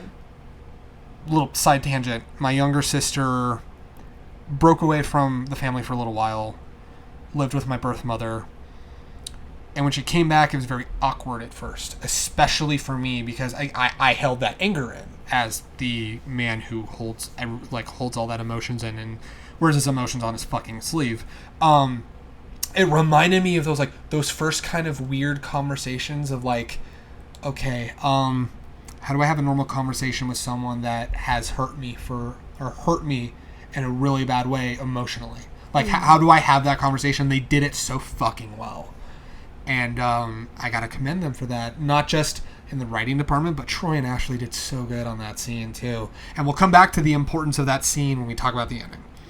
But yeah, he's not awkward about, oh, so you're gay. No, it's like they did so well on like, here's a conversation of acceptance without calling attention to, oh, so you like girls now, I guess, right? Which that's, yeah. There's also a scene with Jesse that Ellie because like they're talking about Joel. And Ellie makes a comment of like, yeah, he thought I had a crush on you at one point. Jesse's like, oh, really? And she was like, yeah, but you're not my type at all. And he's like, what, Asians? She's like, yeah. Like, he knows. They had the conversation already about how Dina kissed her. Yeah. So it's like, he already knows that shit going in. He found them together in bed. And there's, So it's like, Jesse knows Ellie is hella gay. Well, yeah. So she's had girlfriends in the past as well, so it's not a secret of like, amongst them. Asian? Yeah. Just to kind of lighten crack the that mood. joke because it's a very dire thing. The only one that was really taking it bad was Seth. Yeah. And even then, like, when he tried to apologize, Ellie didn't accept it. Yeah. Maria accepted it for her. Because she just wanted to smooth Hey, what'd you out. get? Bigot sandwiches? That was pretty great. Seth made sandwiches for her, and so it's kind of like Jesse a gesture to be like, Jesse comes in and is like, oh, some smells good. And she's just like, here, bigot sandwiches. You want them? It was so good. I was like, oh, that's sass. And when that happened, I'm like, I fucking missed you, It's a way Ellie. of like dropping the issue without accepting the apology. And I'm just like, and it's smooth. But like, and then that's it. And then I talked about earlier with the relationship with Dina and Ellie. Another big plot point with Dina and Ellie is just the ups and downs of the relationship and how focusing on vengeance. And we see it also with Abby's story as well, but I would argue in one of my critiques of the story, a way more problematic way, which we'll get to that scene with Abby and Owen in a little bit, that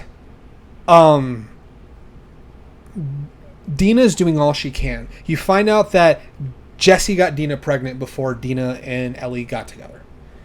Found out that, she's pregnant, and so Dina has to stay back while Ellie and then when they find Jesse, Ellie and Jesse go out because, morning sickness, it's the initial stages of pregnancy. It's, I saw my sister deal with it. You saw your best friend deal with it. That's how my sister's going through it, apparently. So, yeah, and it's like, it's one of those things where, like, she's super sick, she's super tired, super weak. She can't be out. Yeah. And it's one of those things where she has to kind of sit idly by and make sure every day Ellie is leaving and, like, she doesn't know if she's going to be okay. just having to wait and see if Ellie comes back and that night. They handle that situation so well. You get to a point at the end of the game, there's a time skip. I think it's like maybe a year or two. I don't know. At the end? Not the end, but like when you get to the final, like, I would say the third act of the game, where you finish up in Seattle, and then there's a time skip, and you see Dina's given birth. That's a year later. That is a year later. Okay. Yeah. Like, Dina's given birth to little baby JJ, which that's the cutest fucking baby I've ever seen in a video game. Ellie calls him Potato. Ellie calls him Potato, which he is Potato. He is potate, I would argue. Pretty great. But my potato. It's one of those things where that's why you were saying that. Anyway, no, it was one of those things where Ellie's still grappling with all that had happened. And she has severe PTSD. Severe PTSD. And then Tommy comes back and basically chews her the fuck out for not going after Abby again. Basically, like, I have a lead. This is where she is. What are we going to do? Which, after playing Abby's part of the story, where have we fucking heard that multiple times before? Yeah.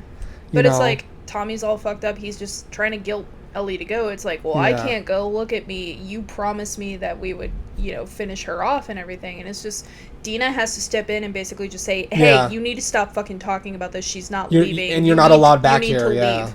You can't come back here if you're going to keep talking about this shit. You found out that Tommy and Maria have separated. Yeah. Which I think it's safe to assume it's because of everything. The weight of everything. And that's the thing. Everyone wrapped up in this vengeance now, loses so much. Like, Tommy just looks at himself and he remembers all that's gone on. And he can't forget that. Yeah. But it's like, he's so fucked up, he can't go. He was the example. He's, again, a foil. Ellie's still in one piece. He's a foil to Ellie, because when we get to the end of the game and Ellie letting Abby go, like, he was ready to let go, and then he held back onto it because of what happened to him. Yeah. And it's one of those things where Ellie then, it kind of gets in her head, and they did a really good job at Dina sitting there saying, like, if you go, I can't do this again. I can't sit here and wait. Basically saying, if you go, I'm out. Don't expect me to be here when you get back. And Ellie leaves to carry out the last part of the game. And true to Dina's word, she leaves. Gone. She's out. She realizes this is a done. problematic situation and not a great relationship because she can't do this to herself or her kid, so she's got to find stability. And she leaves, which is so understandable that they would do that. And it's not that she stopped loving Ellie or whatever. She loves her. But it's just like, she physically and mentally cannot handle it anymore. It's literally the epitome of, if you love me, let me go. Mm-hmm. And, I love her, but I'm not going to do this. Or if you love me, don't stay. Yeah. Or don't go. It reminds me of, like, people who are in relationships with, like, an addict. Because this fixation on vengeance is an addiction, in a sense. Yeah. And, like, people who are addicts, they're fighting that addiction. But for some people, it's just too fucking much to deal with. And they leave saying, look, I love you, but I can't do this right now. But I have to take care of myself. I have to take care of myself. And that's what Dina does at the end of her arc. Her and baby JJ leave. And when Ellie comes home at the end of the game, after everything's all said and done, the house is empty except for her stuff in one room, which we'll get to that. Now let's talk about Abby. Mm. Her part of the story. Halfway through the game, you switch over to Abby because you're in Seattle, you hear a struggle, you go out, Jesse gets killed, Tommy gets shot, and Ellie's trying to de-escalate the situation, saying, it's me you want, not him, it's me. Well, Tommy doesn't get shot yet. Oh no, you're right, he doesn't get shot until, okay. But at the time, like, Ellie's coming in trying to barter. Yeah. Basically, like, don't hurt him, let him go, take me instead. And then Abby is like, well, you killed all my friends. We let you live twice, and you wasted it. We let the both of you live, and you fucking and then wasted it. Cuts to hard cut to the memory of Abby. And her dad. And Abby finding her dad after Joel kills everyone in the hospital at the end of the first game. And then it hard cuts to Seattle day one for Abby, post-vengeance. Mm-hmm. And kind of how... post-killing Joel. The vengeance has taken its fucking toll. I feel like out of everyone, even Owen was walking on eggshells with Abby. Manny, I felt, was the only one that was truly still 100% there, even though he knew she did some bad shit. I think Nora was kind of... Nora was you know what? Nora as well. Nora was fairly ride or die. Because Nora was more focused on, like, being a medic. Yeah. Helping. Mm-hmm. But, yeah, it was, Nora's only fault was just that she was loyal. She was... Yeah, you know what? You are right. I feel like Nora and Manny were the two that, Manny just wanted to help people. Like, he wanted, to get shit done and to help his friends. And to think about this, too, if Nora never helped Abby get out... Nora would have been on the cargo ship and would have never gotten killed by Ellie. Yep. And it's just this whole cycle of everything. And... Though, to be fair, that also would have tied in the fact that Abby wouldn't have been able to help Yara. Yeah. Or Lev. Yeah, absolutely. But, so... Which is a whole we hard cut to Abby, and the way it's broken up is, so Seattle Day 1 for Abby, I would argue, is the weakest point of the story for me. you're introduced to so many new characters. And I would say even throughout all of Abby's things, I never once felt bad for Abby. Just like I understand the pain Ellie went through, but I don't really feel bad for Ellie because she brought it onto herself. And I feel like that's the fucking point. I think initially just realizing that was Abby's dad. Yeah. And realizing who he was in the grand scale of everything. Yeah. You maybe feel bad for her in the fact that she didn't ask for any of this. No. Her dad was just a bystander that wanted to help humanity and got taken out for it. I get her wanting to be like, he did nothing wrong, why did he die? I need to take out the people that did this to him. But, like, as she drags on is when you start to feel less sympathetic for her. Because it's been drawn out for 4 years. Oh, yeah. Initially, though, like, your heart hurts for her. Because her dad is literally just doing his job trying to help. And it's painted so interestingly, too. Because even her father is in a gray area. He doesn't want to do it. To someone, like, personally. No. Because when Marlene throws in the thing of like, yeah, what if that was your daughter? And that's when he hesitates. He still sits there and says that he would do it, but like, it's so interesting because like you get the conversation with her father, with Abby's father and Marlene, before Marlene goes to tell Joel at the end of the first game that hey, Ellie has to die. Yeah. Marlene is pushing, saying there has to be another way to do this. You can't handle her like a fucking petri dish. Like she straight up says you can't treat Ellie. She's a child, not a petri dish. She's a child, not a petri dish. And you see so much. It made me feel even worse for Marlene because she was damned if she does, damned if she doesn't. If she prevents the surgery until they find out what they need to do, the Fireflies are going to try to stage a coup to get her the fuck out. Because like, oh, you're preventing the step forward we need for humanity. If she goes and tells Joel, she knows Joel. She knows Joel and Tommy. She knows what they're capable of. She knows that's suicide telling Joel that. And she's dead either way. It made that moment in the first game hurt even more. Marlene did throw the wrench in it though, with her just being like, what if that was your daughter on the table? Yeah. Would you still do it? Mm-hmm. And that's what made him hesitate for a moment. Yeah. Because in all reality, no, of course not. If that's your family on the slab, you're probably not going to be in any condition to go through with it. Mm-hmm. There's a reason why medical professionals cannot operate on family. Yeah, because absolutely. They're too emotional. Yeah. So it's like, of course Marlene would throw that in there because Marlene knows Ellie. Mm-hmm. This doctor doesn't know Ellie. Yeah. As far as he's concerned, it's just another patient. Mm-hmm. But Marlene has that emotional connection, and she's just like, well, what if that was Abby? Yeah. Would you still do it? And it took Marlene leaving the room, but like Abby straight up said, it's like, if that were me on the table, I would still want you to do it. Yeah. Which gives him the resolve to go through with it. That is true. My big thing with Abby, and it's something I'm actually, while you were talking, I was thinking about.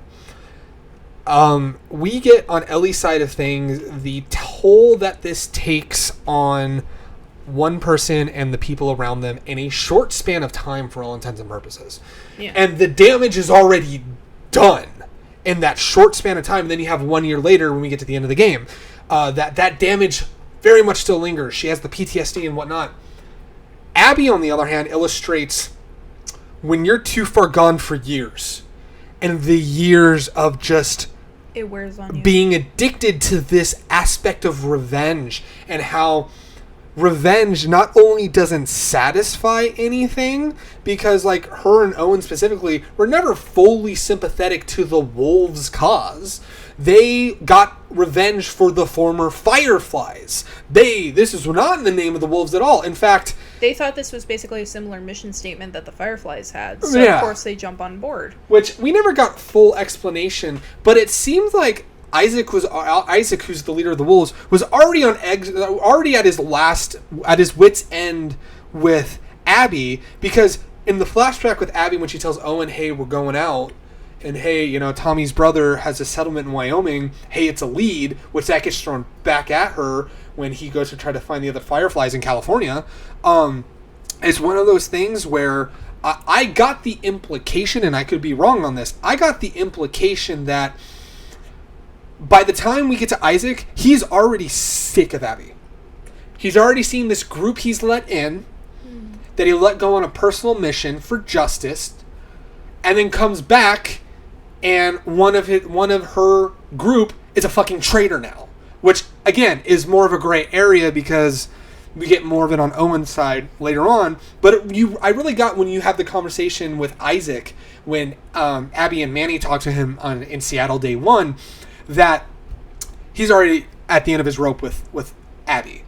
He's already he's trying to get her to do general quests. I say quests because I'm talking again. To carry out general missions. I don't want to say as punishment for her going off because she technically got approval, but the fact that she still harbors I think he may have seen. She took too long. Not only did she take too long, but I think he may have even seen into her character and saw, okay, nothing's changed. Nothing's fucking changed in you. Or she's too emotional. She's too emotional. That's another one too. That's the first hint that I got, and then you get the shit with Mel, so a little bit of a history lesson for Abby's group. Abby and Owen were in a relationship. They kind of broke off. Or at least there was flirtatious teasing. They were at least. We never saw them together, but the dad does bring up hey, I noticed you guys were looking at each other a lot when you think I'm not looking. They do have a moment in the aquarium 3 years prior where they were kissing in the aquarium. So it's. I don't think it's implied. I think at one point you could be kissing May in an aquarium. That doesn't mean you two are together. True. Especially because Abby's the one that says, no, we gotta stop. Could be friends with benefits, too. We don't know. But it's one of those things where he eventually gets with this woman, Mel, who is pregnant with their kid. Who he gets pregnant. Yeah, who he gets pregnant with their kid. And Owen just never was fully sympathetic to the wolves, specifically. In fact, when you find out that Owen killed this guy, Danny, which you're going to have to refresh my memory on why he killed Danny. So, what had happened was when Abby goes to find Owen at the boat, because there was a story that Nora had said of hey, Danny showed up with a shot, a bullet wound in his stomach, and he said Owen was the one that shot him before he died. So, Abby brings it up. It's hey, I heard Danny got shot. What's that about? Do you want to tell me about it? And he basically said they came across these scars, and one of them was an older man. He laid down his weapon, and he just basically kind of gave up. He wasn't gonna fight back. Yeah. And Owen couldn't shoot him. He couldn't kill him. Yeah. And Danny gave him shit for it, and basically was calling him weak and pathetic and shit like that. So Owen, because he was pissed about it, got in a fight with Danny. Yeah. And he said, at first, I didn't realize who had gotten shot, implying that they were basically aiming at each other. Probably. And so Owen killed Danny because Danny was giving him shit about not being able to kill an old man. Yeah, which he saw as dehumanizing, Which I mean, the man lowered his weapon and basically just kind of wasn't putting up a fight at all. Yeah, yeah, and you're gonna give him shit for and not killing an old man. And God, Owen is definitely a case study in and of itself of a shitty guy that still has a point. Because he fucks Abby, and that scene is uncomfortable, and I'm still grappling with if that scene was necessary or not. I think it's more heat of the moment. Yeah, the context of that scene was weird, though, to me. I've read scenes like that in books, though. Yeah, so it's not I know. It's not completely out of left field or anything. But yeah. But yeah, I think that's more just heat of the moment. They have chemistry with each other. They've been together in the past, yeah. There's a history. Here he is with this pregnant girlfriend. One thing led to another. He fucks someone else, which is pretty, Which, if anything, Owen may not regret what he did, but Abby does. Yeah. Because she very much points out, it's you have Mel, what about her? Yeah. She regrets it. Yeah. He doesn't.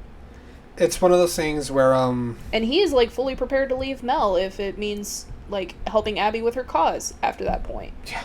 Mel straight up basically tells Abby, it's hey, I'm gonna go with him, but not if you come. Yeah, if you come, If you come, I'm out. Yeah, it's I don't want you in my life again. You're a piece of shit, Abby. Yeah, well, she is.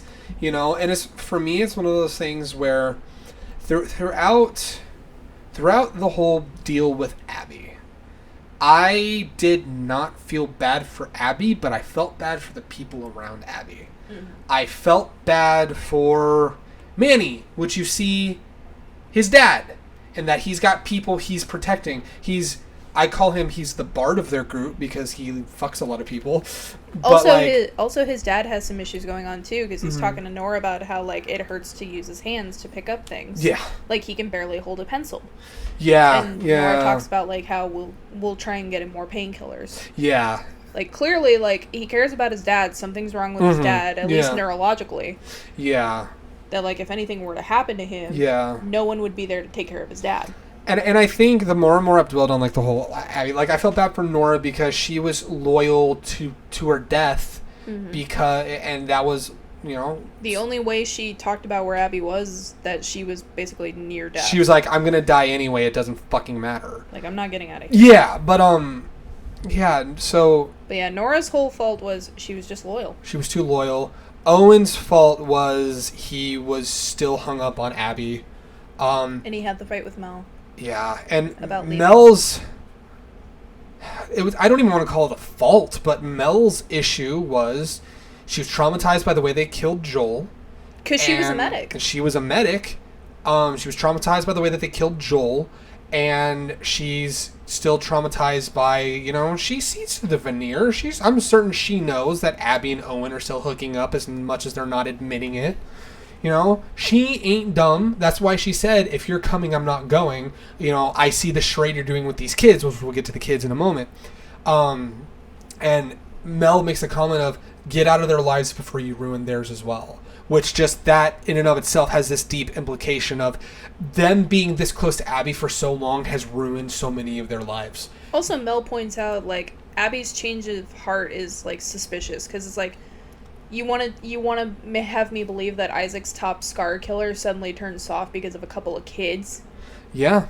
You're not fooling me. Mm-hmm. Even though Abby genuinely did feel something for the kids. She did. Which, like, yeah, you can feel something for those two kids, but that doesn't change your whole demeanor overnight. Yeah. There's a lot of truth that she has to accept and things that she's got to think through. It's not going to happen in a span of one night. But Mel doesn't really give her that chance because she's seen Abby screw people over so many times. Yeah, absolutely. She's like, Abby's not capable of that type of shit. Yeah. You need to leave them alone before you fuck them up too. Yeah, and to be fair, it almost created another cycle of vengeance. Both have a point. Yeah.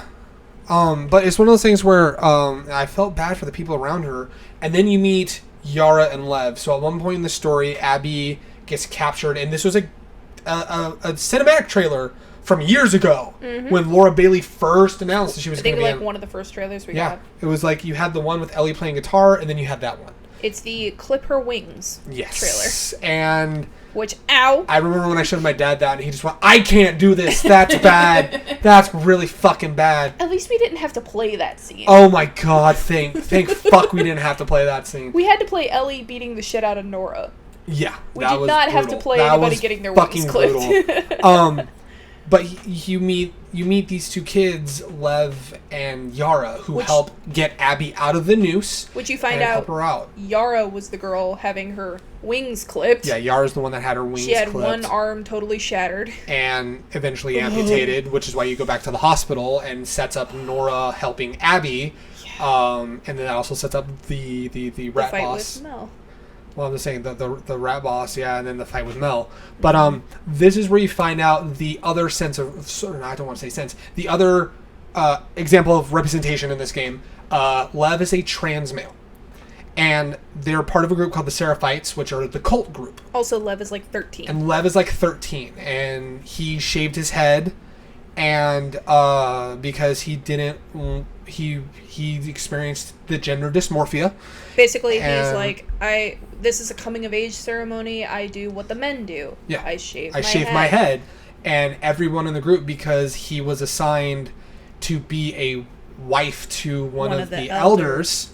At 13. Basically, at 13, which that's fucked up. Fucked up in the first place. Even if he wasn't trans, that's just fucked up in the first place and a reason for saying no. But it's one of those things where Lev shaved his head, and it was one of those things where, like, he'd opened up to Yara about, hey, I'm a man, I don't identify as a woman, I identify as a man, and Yara was like, well, just keep this to yourself. You have to hide it. And when he shaved his head to look like a man, Yara, slapped him? She said, basically the way she describes it to Abby is, like, when he shaved his head, I screamed at him, I hit him, I was stupid. Yeah. She has that realization of, like, I fucked up. Yeah. I did a horrible thing to him. Yeah. Like, I should have protected him, but instead I lashed out at him because I was scared for him. Mm-hmm. But, like, especially because she knew how the mom would react. Yeah. Because the mom is an extremely devout Seraphite. She, like, is one of the most devout people in their village. Yeah. And so, like, seeing that with Lev, like, it's a very real reaction of what trans people go through in their own life. Yeah. Their own family rejects them. Society basically crucifies them. Yeah. And it's like that fear of, I don't feel comfortable with what I am. Yeah. But I want to be more of who I feel like I am. And I want to also clarify that it's not that society as a whole has crucified him. It's that their society. Specific society has crucified him. Yeah, but that's the thing, though. Like, Lev, like, the only life that they really knew was in that community. They were born into that. And so, like, the only thing that they knew was the way the Seraphites lived and that the wolves attack them. And when they broke out and became friends with these wolves, former Fireflies, and they didn't fucking care that Lev was identified as a male, like, they didn't care. Yeah, Abby didn't bat an eye. Yeah, Abby's like, you're a guy. Cool. All right. There is a scene, though, whenever you're with Lev, going to the hospital, Seraphites find you and they attack you, and they dead name Lev. Yeah. And Lev even has a moment with Abby when you're done fighting. He's like, "Did you hear what they called me?" And she's like, "Yeah." "You want to talk about it?" "No." "Okay." Yeah, because one of those things was like, Lev's like, "Do you want to talk about it?" And Abby sends that question back, "Do you want to talk about it?" And Lev says no, and Abby, she's like, okay.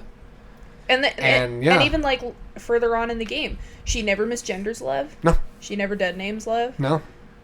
Anytime Lev is in danger, she says, "Don't you fucking touch him." Yeah.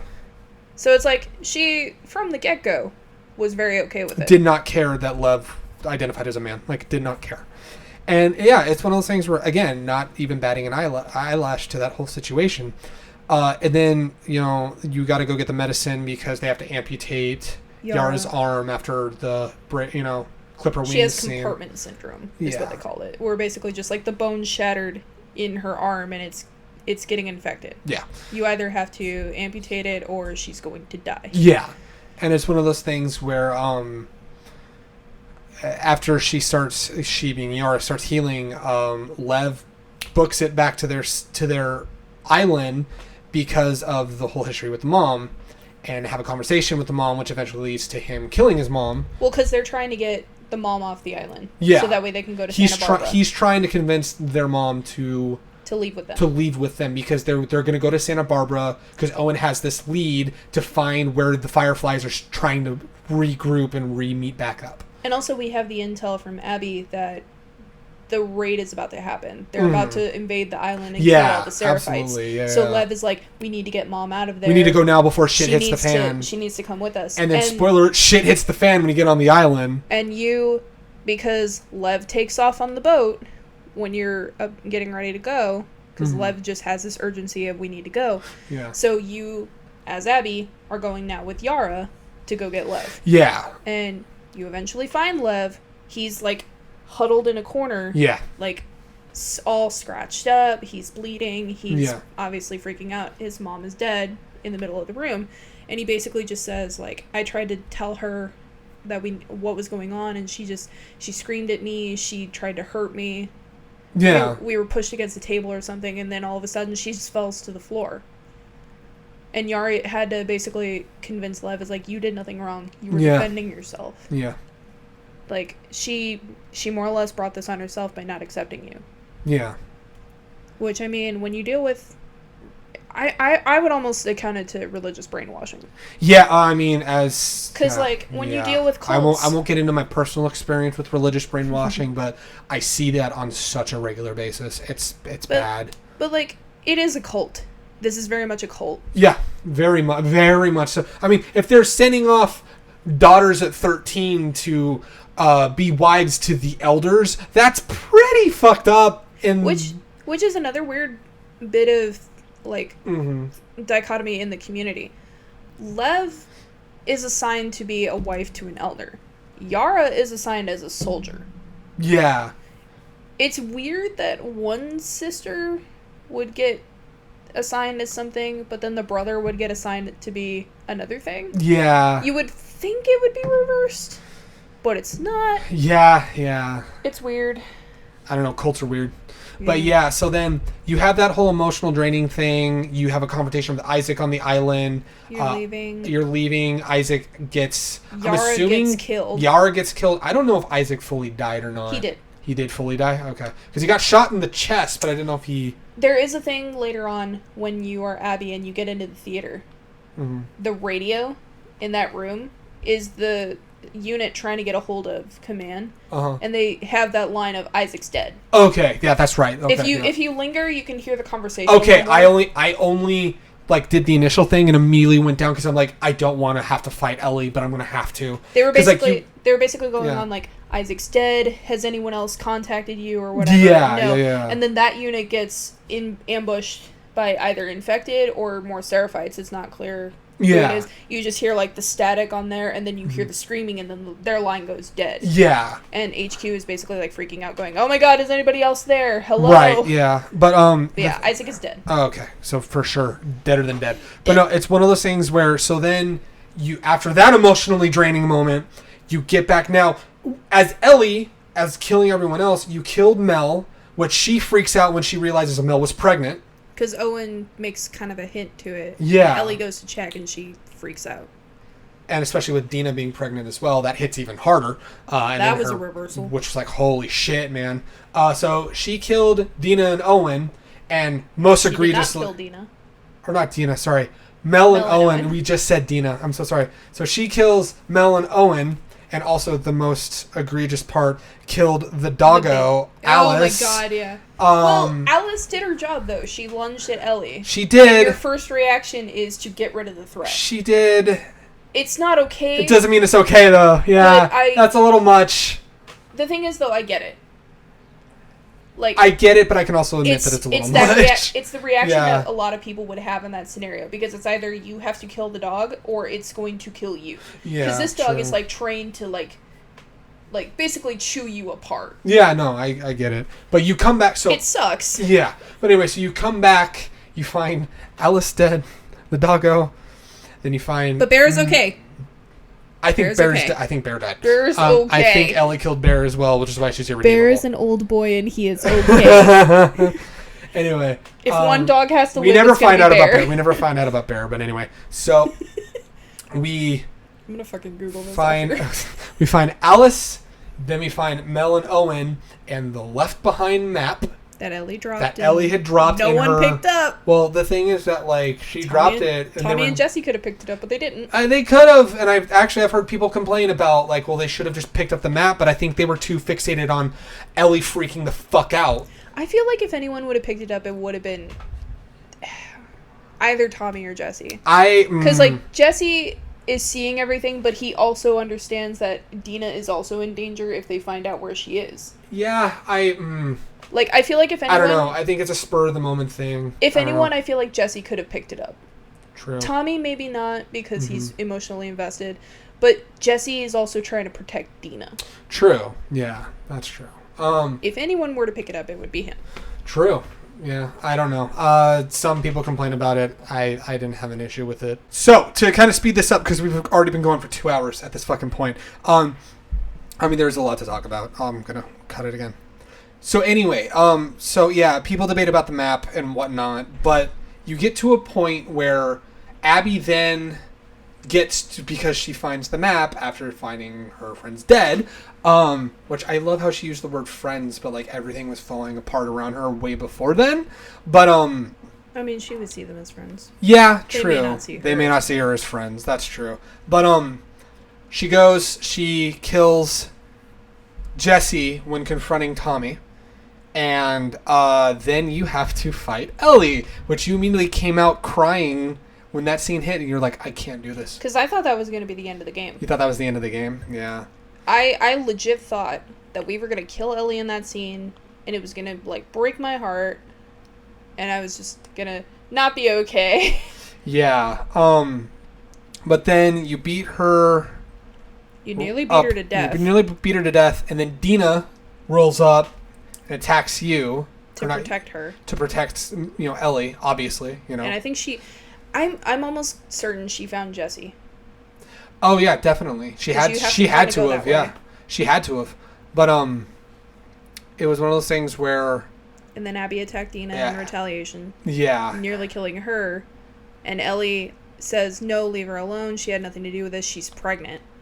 And Abby, in a complete twist, does that reaction of good, and is about to go kill Dina, and Lev stops her. Lev is the one, yeah. Lev is the one that stops Lev's her. just like, Abby. And he just has this look of like, what the fuck are you gonna do? So Abby lets Dina go, and she looks at Ellie and says, I better not catch you again. Yeah. Do not come after me. And that's when he hard cut to the 1 year later. With Ellie and Dina. With Ellie and Dina and JJ. On the farm. And then basically the last section of the game is setting up the final fight. So the last bit with Abby is a year later. Lev, he's got some sick fucking short hair, which looked fucking great. But they're looking for 24-25 constants, which is apparently where this Firefly base was supposed to be. Or where they were grouping up. They found the spot, go down. They found... No one's there. No one's there, but they did find a radio, and as they're cycling through all the channels, finally found someone saying, hey, we're meeting up at Catalina.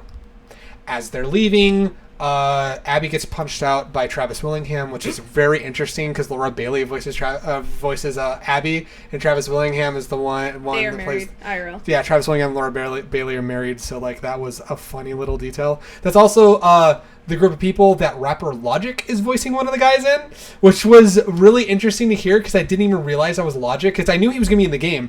His character gets taken out like a little bitch. Yeah, we'll get to that scene in a moment, which was so good. But it was one of those things where they get captured by this group called the Rattlers, and then we hard cut to Ellie on a boat getting ready, finding the boat. Finding the boat. That's right. She found the boat. She's on the boat. She's looking at Abby's notes, like, where did you go? That's right. So she was looking for 24-25 constants. So as Ellie is going around trying to find Abby, she gets caught in a trap by the Rattlers and gets impaled in the fucking side, which that was fucking painful. Literally hit up against a tree that had like a really sharp spike, which I think was purposely fashioned. Yeah, it was. It's supposed to make him bleed out. Because you can definitely tell that's part of the tree, but it's fashioned kind of like a shiv. It to make it ugh. When that moment happened, I had the same reaction to that as Joel getting impaled in the first game. I had a more visceral one with Joel because I didn't know if he was going to live through that. That is true. Ellie, as soon as she hit that, I went, ow! I mean, fuck! I hated both. I really fucking hated both, man. Well, with Joel, I was panicking. Ellie, I was just like, true. Ow! You're like, well, fuck. And then that's when you have one of the best moments in the game where the Rattlers are the two Rattlers, Travis Willingham and Logic. They let Ellie down to start off with. They let Ellie down, and Logic's character goes back and gets scratched by an infected but not bitten. Because there's an infected that's also strung up. Yeah, I think, next to where Ellie was. It was one of those things where he gets scratched, like, fuck, all right, that's okay. And Ellie's on the ground laughing. She's like... She starts laughing, and he's like, what's so funny? And she's like, looks like you shit your pants. You're a little bitch. The fuck did you just say? Little bitch. You're a little bitch. I'm like, fuck yeah. That was so good. Just like, yeah, you're a little bitch. I was like, fuck yeah. I love her. That was so... even when she's in that much pain, she snarked the fucker. It was so good. Mm-hmm. And then you find out, this is months later. Which makes sense. If you're going from wherever the farm is to the coast all the way down, it's going to take months. Well, she went through Vegas at one point, because if you read her journal, she's going through Vegas. She went through Vegas, so she made a road trip. She made that Vegas road trip to Cali, my guy. Hell yeah. But, oh, man. Now I need Ellie New Vegas now, so that way... I'm kidding. But anyway, they pick Ellie up. Yeah, so they try to pick Ellie up. No, they do, because Logic just tries to feed her to the infected that's hanging there. Okay, he's pushing. We're acting on semantics here, but basically he tries to feed her, and she does get bit, but she's immune. She's immune, but they don't know that. She is immune, but they don't know that. So then finally, she throws Logic into the... It's so weird saying them, because they don't have names. They're just called Big Rattler and Small Rattler. That's how they're known. She basically moves out of the way and makes it to where Logic gets bitten and chewed up by the infected that's hanging there. Yeah, and then she shoots at Travis's character. And then Travis is just like, it doesn't matter. He got shot in the leg. Doesn't matter. You're not gonna survive the infection anyway. But we're down here. Like, what a gullible fucker. And there's like. And then you find out. Yeah. They found Abby a few months before. It's like, yeah, we picked her up like a few months prior. She's probably already dead. Yeah. So you get on down. You get to the Rattler base. You fight your way through. You free Matthew Mercer. You also which I had to love that was Matthew Mercer, who was the guy that was like, "Hey, free us!" And then like you also find out that they have infected chained in their. That was weird. In their hideout. I was thinking they were gonna let them. You can free them, and the infected will chase after. I didn't know that. You could free them? Yeah. I killed them. You unhook their chain, and they immediately go after the Oh, rattlers. no shit. Because the rattlers were antagonizing them. That's... So, like, what I was doing... Oh, that's true. Okay. Because there's one where the first one you see that they're beating up on. I thought that was a prisoner, and I killed all of them with an explosive arrow. Well, the thing is, so like, I got closer when they walked away. Oh, okay. And I came up, and I noticed there was a prompt at the base of the chain. So I clicked it. She let it go, and it started running after That's people. Amazing. That's actually really cool. There's another one when you're in the bigger, like, area. I know where they're all at, but yeah. There's a clicker. I saw the 2 clickers, and I didn't do anything, because I'm like, I don't want to get it. You can free them, too. I didn't want to. I literally didn't know that it would be a benefit. I thought I'd be like, well, fuck, now I gotta fight infected if I let these fuckers free as well. Well, to be fair, like, you can probably kill them after they're all done. Who knows? But, like... Yeah, you can free them, and they'll chase after the people in there. Wow. Yeah. That's a thing, man. That is a thing. That was a thing I utilized. That is a thing I didn't even know existed. But anyway, so you get down, you help free the prisoners that were down below, and you go to try to find where Abby is. It's like, oh, well, she's on the pillar. Go down to the beach. She's probably already dead. And then you let Abby free. Would you find out what they meant? They're basically strung up on poles. Basically. And left there to die. Yeah. And she's very much like, she's been starved. And so she cuts Abby free, who then cuts Lev free. Then they get to the beach, and Abby is just like, hey, there's a boat, you can get out of here. There's boats down here. Basically kind of like, hey, let's get out of here.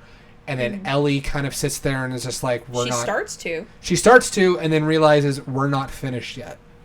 And kind of forces Abby to fight her when Abby initially didn't want to fight her. And then she holds a knife to Lev's throat and says, no, we're fighting. She straight up pulled the Ellie. It's like she had nothing to do with this. Or because I would say Ellie was like... Dina like that with Dina. Like that with Dina. But that got fired back. It's like Abby's like, he has nothing to do with this. And Ellie is just... part of this. Ellie's like, you made him a part of this. And they have this fight. You get to the point where... With no weapons. One of the most tense fucking fights. It's so fucking well done. Ellie gets the upper hand and starts to drown Abby. And the music is swelling up. It's zooming in on her. She's doing this. It's a long sequence. It's a long sequence. I hate to say it, realistic as to how drowning actually works.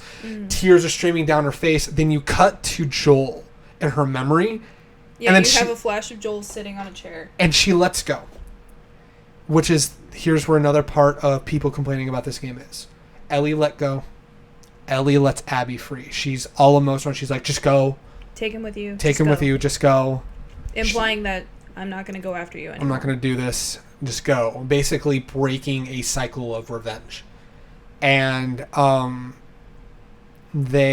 she lets... And then the process of the fight gets 2 of her fingers bitten off. Which are on her right hand, which is notable because... So it's on her left hand, left hand, which is notable because when you play guitar. When you play guitar normally, you use that hand for chords. So your fingers are bitten off, and then you go... You go back to the farm. And you try to play guitar, and you can't. Because you're missing... Basically, you're missing the ring finger. You're missing the ring finger and the pinky finger specifically. Which you need the ring finger for at least the 3 basic chords. You need G, C, and D. Mm-hmm. You need those fingers. I don't know anything about chords, as you could my music. Well, the only chord I recognized was C, because I've done that chord a lot. Mm-hmm. And so, like, as soon as she put down the pointer finger and the middle finger, and I realized she doesn't have the ring finger for the top part of the chord. And it sounds like garbage when you're trying to play. Weaker. And she realizes just the whole connection of, like... And it's the song that Joel sings at the beginning of the game. The Pearl Jam song, yeah. And then it hard cuts to the memory that flashed in Ellie's head at the when she let Abby go. And I've kind of been, like, staving off what the conversation was, but it was the last conversation she ever had with Joel, where she basically said, I don't think I'll ever be able to forgive you for taking my choice away from me, but I would like to try. And basically, in that moment with Abby, a really deep, poignant moment. And the last thing that she ever said to Joel that night was, "I'll see you around." I'll see you around. And he said, did we confirm that he says okay at the end? I need to look it up, but I think his final word was okay. If I remember correctly, it is, which that's ironic that the first game ends with Ellie saying okay, and the second game ends with Joel saying okay. Which regardless, like, whatever Joel said, that was the last word that was said in the game. Yeah. And the thing is just people are complaining, saying that, like, oh yeah, it was a cop-out, it made everything for Ellie, that Ellie worked up for that moment, mean nothing, etc.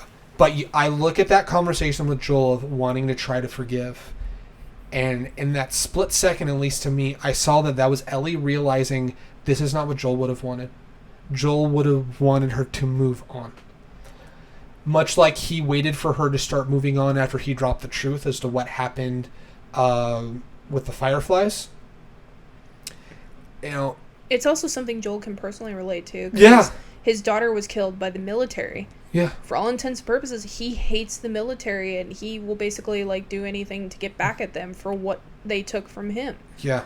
And he knows that going down that road is just pointless. Yeah. Because it doesn't help you with anything. No.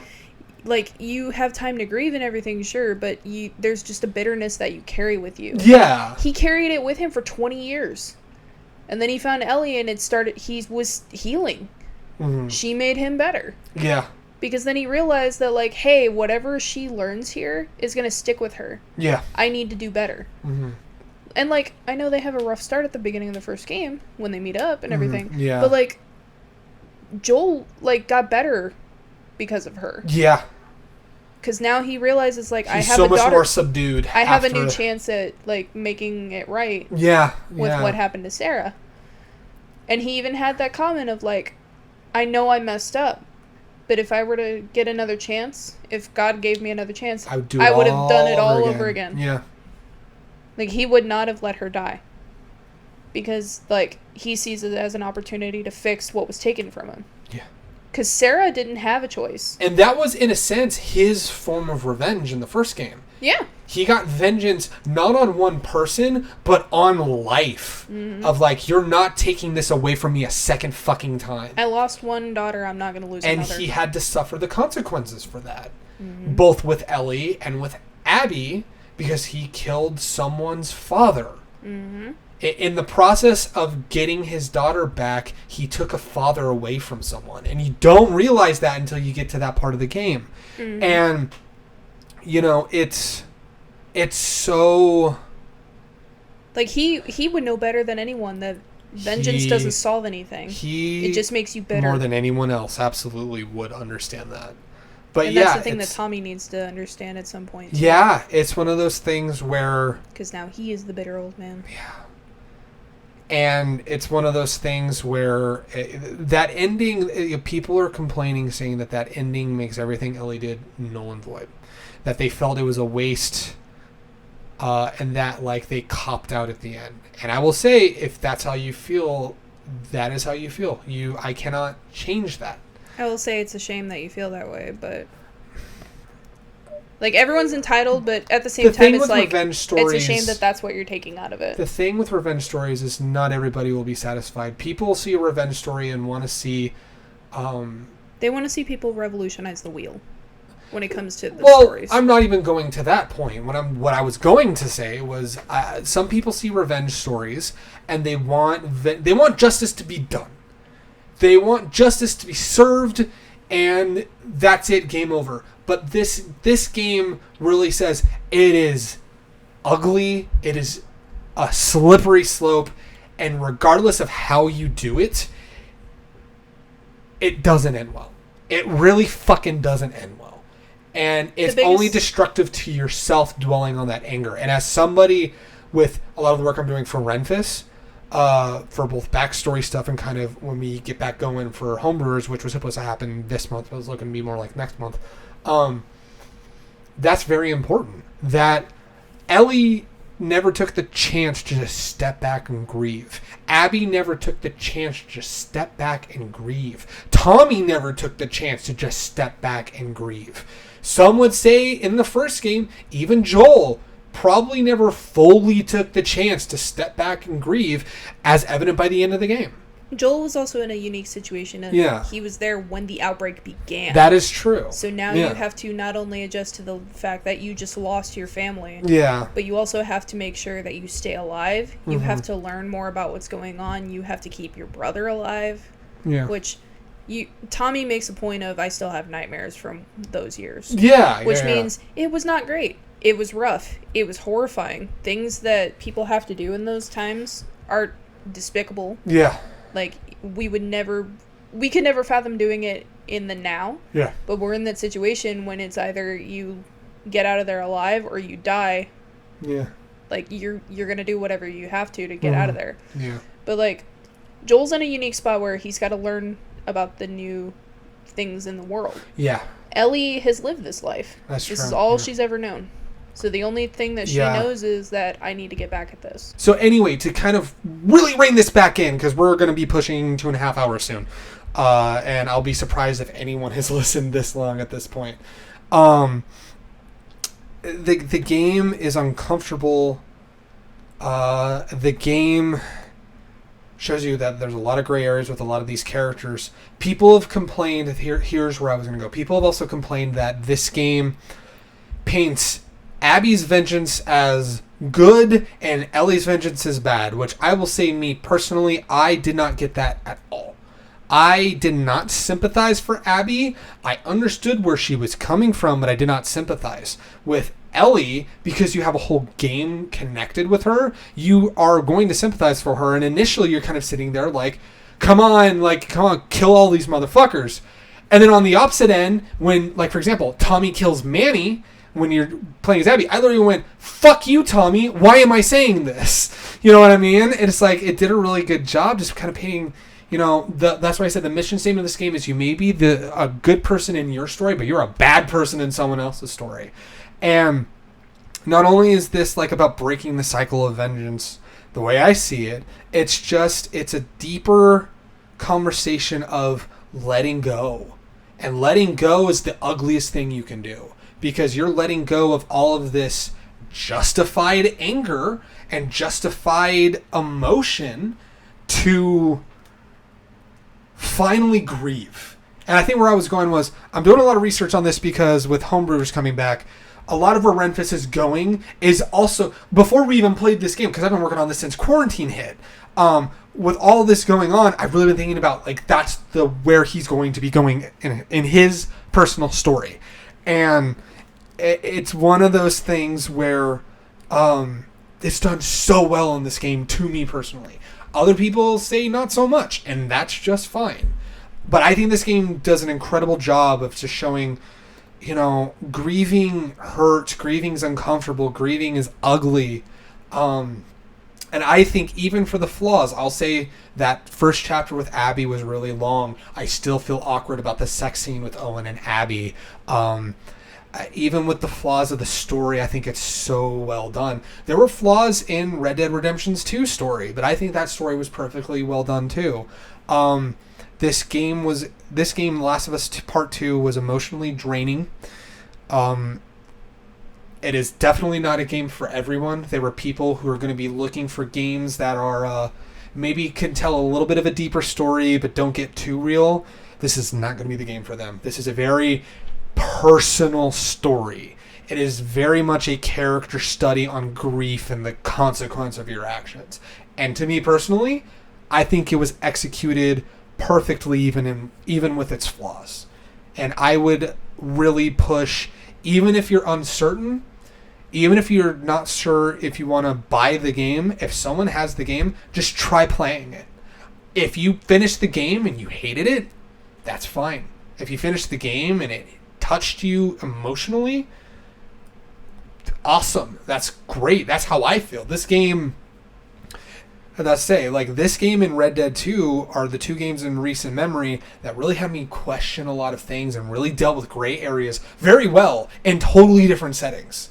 And I think this was, even with its flaws, even with the nitpicks I have in the gameplay, this was an experience. This was an experience that, especially in a time like this, I've done a lot of feel-good stuff to keep distracted, but having the one experience of a very grounded, realistic kind of look at how ugly grief is, it was needed. Very much needed, and I think everyone did incredible. The voice cast was amazing. The animation team did so well capturing the emotions of the game. The lighting team did great on using lighting to, like, when you're killing Nora, for example, it's all framed in reds. When you're in the more chilled out areas, it's framed with blues and more neutral colors and stuff like that. And it just, everyone who had a hand in this game did so fucking well, in my personal opinion.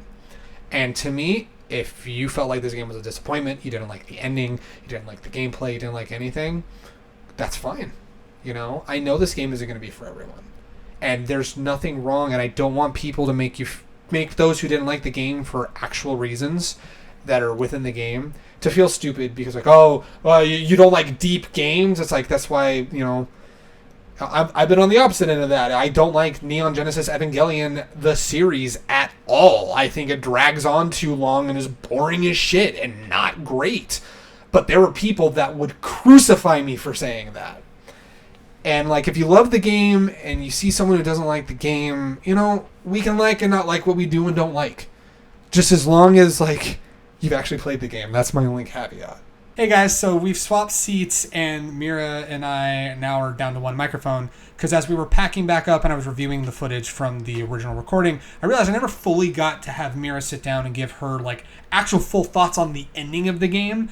I went on my whole diatribe that you just listened to, and I never got you to actually sit down and kind of give what you thought about the way that the game ended and if it ended in a good way. I went on my whole thing that they just heard, but I'm going to shut the fuck up and I'm going to let you talk about what you thought about the end of the game and whether you feel it is a good payoff for what was set up at the beginning of the game. So the floor is yours. No fucking pressure, right? Yeah, the one that hates public speaking. Let her talk by herself. It's a good... I know there was, like, a lot I covered. Yeah, go ahead. And that's also a lot of questions of, like, what we'll, did you... We'll handle it piece by piece. What did you think of the ending? Treat me like May. That's fine. What did you think of the ending? Well, it was good. It was good. Did you think the ending paid off? Yeah. How so? Because the trickiest part about revenge is, do you let it consume you? Do you let it destroy your life? Do you do things you really regret and it gets really ugly? Yeah. Or do you let it go? And I think Joel's memory in her mind kind of helps. I don't want to think about that anymore. It's okay, babe. Yeah, get the tissues ready. Yeah, that while she's getting her tissues, I'll get her off the hook for a moment while I clip the audio as well. Yeah, that last scene, like, I cried. I was a bitch baby. I cried a lot when I finally realized that, oh, she stopped killing her because her last conversation with Joel was about forgiveness. And if she wanted to practice forgiveness with Joel, who, for all intents and purposes, she was done, wanted nothing to ever do with ever again, she could also, in some way, learn to forgive this person, too. Mm-hmm. So, was there anything else you wanted to say, or did the tears kind of speak for itself? If I did, I don't even remember. Do you think Abby being let go by Ellie? I mean, you already answered that. That it already makes sense. Just say it anyway. Just like, do you feel Abby being let go by Ellie? Do you feel that's a cop out? And if not, and how so or how not, depending on how you feel. No. No.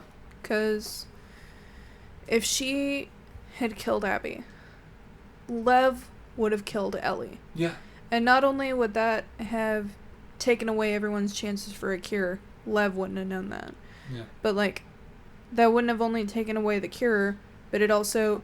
I don't think anyone would have come after Ellie. Yeah. She burned her bridges. The people that cared about her are gone. They either died or they left her. Mm-hmm. No one would have come looking for her. So, like, we say, like, the cycle would have continued or whatever, but it would have ended with Ellie regardless. You feel it would have she would have either...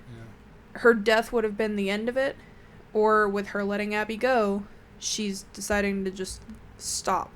Yeah. Because she realizes it's just eating away at her. Because she's even said to Dina, I don't eat, I don't sleep. She just exists. So sometimes just being the bigger person means letting them go. Well, and you hear it all over. The hardest part of holding on is letting it go. Because you hold on, you grift to that because you want your anger to be justified. Abby dealt with it. Ellie dealt with it. You know, you want your outrage and your anger and you want your pain to be justified. It's not your anger. You want your pain to be justified. It's also now Abby has to take care of Lev. Yeah. Just like Joel took care of Ellie. Abby has someone she has to take care of now. I also kind of maybe see it as well as that also could have served as a... Ellie now fully understands why Joel did what he did all those years ago. Mm-hmm. Because she maybe also saw... I mean, I know that the implication is the conversation of forgiveness is what let her go, okay, I need to not do this anymore. Mm-hmm. But, yeah. Any other closing thoughts about the game? Like, anything else you want to wrap up? Like, your whole kind of ending statement about this game? If you're avoiding the game just because of leaks that came out, it's a shame. You need to not listen to it. You need to at least give it a try. You either need to play it or watch someone else play it. Yeah. If you feel like you either can't stomach it or you can't justify dropping the money for a game you may not like, watch someone play the game. I've done that before. I've had games that you guys have gotten. That was me with the first game. I missed out on the first game when it came out. I watched Markiplier play it, and that made me want to play it because I liked the story. And just, I knew going into this game, I was going to want to play it anyway. Yeah. I didn't know which way it was going to go. I did call a couple of things, which, I mean, I watched the trailers. It's something you can kind of take a guess at, and you're either right or you're wrong. Yeah. I didn't get everything right, which, thank fuck. But yeah, I called enough to where it didn't ruin my expectation of anything, and when the thing I called happened, it didn't take away any sort of emotion from it. It made it more impactful because now I'm seeing it happen. Yeah, very like much so. I knew Joel was probably either already dead or going to die. Yeah, because one, he's getting older. Not everybody makes it to that age, especially in here. Yeah. And two, he's already got injuries that he suffered in the first game that could always come back and bite him in the ass. Scar tissue has a way of fucking you up. So, him getting impaled on that metal pole, that could always come back later. And just fuck him up so badly that he just can't do it anymore. Or he could have been taken out of the field entirely, you don't know. But just the fact that he does die in the beginning of the game just kind of takes everything out. And there were accusations that Naughty Dog purposely misled people to think it was a Joel and Ellie game. We don't feel that way, but there are people that feel that way, and I don't want those people... Because it's synonymous. It's like other video games. You think Sonic, Tails, Knuckles. Yeah. If there's a game that doesn't have either one of those, it feels weird. Going to another Naughty Dog property, Uncharted. Uncharted. You think Nate, you think Sully. Which is why I personally hated Uncharted 2. I think Or Uncharted 2 is the weakest of the Uncharted games because you don't get the people you care about until halfway through the fucking game. Or if you think of the girls, you think Nate and Elena. Nate and Elena, yeah. You don't very think much so. You don't think Nate and Nadine. You don't think Nate or Chloe even. Or That's Chloe, why, again, the second game, man. So it's like, Oof. you go into this expecting it because Joel is still in the trailers. Yeah. So you're very much thinking, oh, it's going to be an older, more badass Joel. This is going to be great. But what they don't tell you is, you don't play as Joel. You just play Ellie, finding Joel. And then you go to the person that killed him. Yeah. And it's a tricky move trying to humanize a killer like that, especially when you're so conditioned in this game to be on Ellie's side the entire time. And for the game to question you at all and make you doubt her, you're like, how dare you make me do that? But everyone is guilty of something. Yeah. No one comes out of this with clean hands. No one comes out of this better than anybody else. Right. Ellie just learned. Vengeance is complicated. Abby came to grips with it when she realized that, hey, I have Lev to take care of now. Yeah. Yara's not here anymore. None of my friends are here anymore. We got to do better than this. We're done. Because she knows if, she gets killed, Lev is probably going to get killed. Yeah. So it's like, Abby let it go. She decided she was done with it. I almost felt like, to me... And then Ellie finally learned. Yeah. Okay, I'm not doing it anymore. It definitely felt like more of a learn from my mistakes. This does not satisfy anyone, which is why I felt Abby didn't want to fight. She also saw what it did to Tommy. Yeah. She doesn't want to become that. No.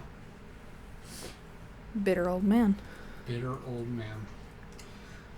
So, I think that's about it. Was there anything else you wanted to add before we actually wrap this up this time around? Just know that the leaks aren't necessarily true. Yeah. There's a lot of misconstrued shit going on in the leaks. A lot of them don't even adhere to what's actually in the game. On both sides, yeah. I would say on both sides of the spectrum.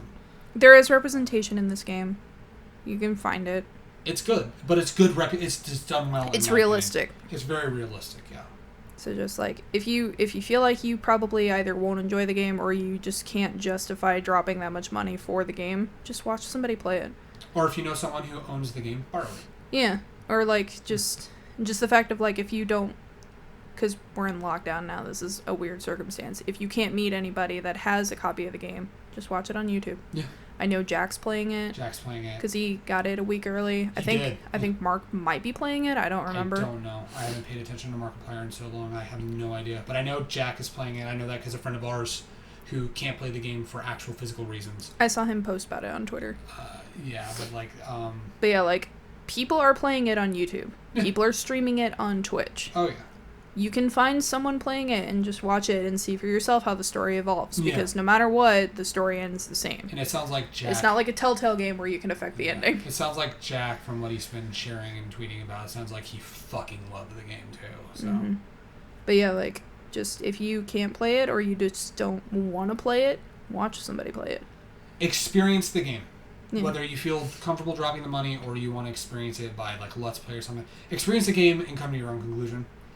It is very brutal. It's very brutal. We thought it was brutal in the first game. This takes the cake. Yeah. The kills are more insane. Mm. They go into more detail. There's subtle little things that they put in, like snapping their neck. You hear the bones. Or when he stabs someone in the throat, you hear them choking on their own blood. And you see her, like, flick the dagger forward when she does it. So, like, there's more details. The infected, when they kill people, is graphic.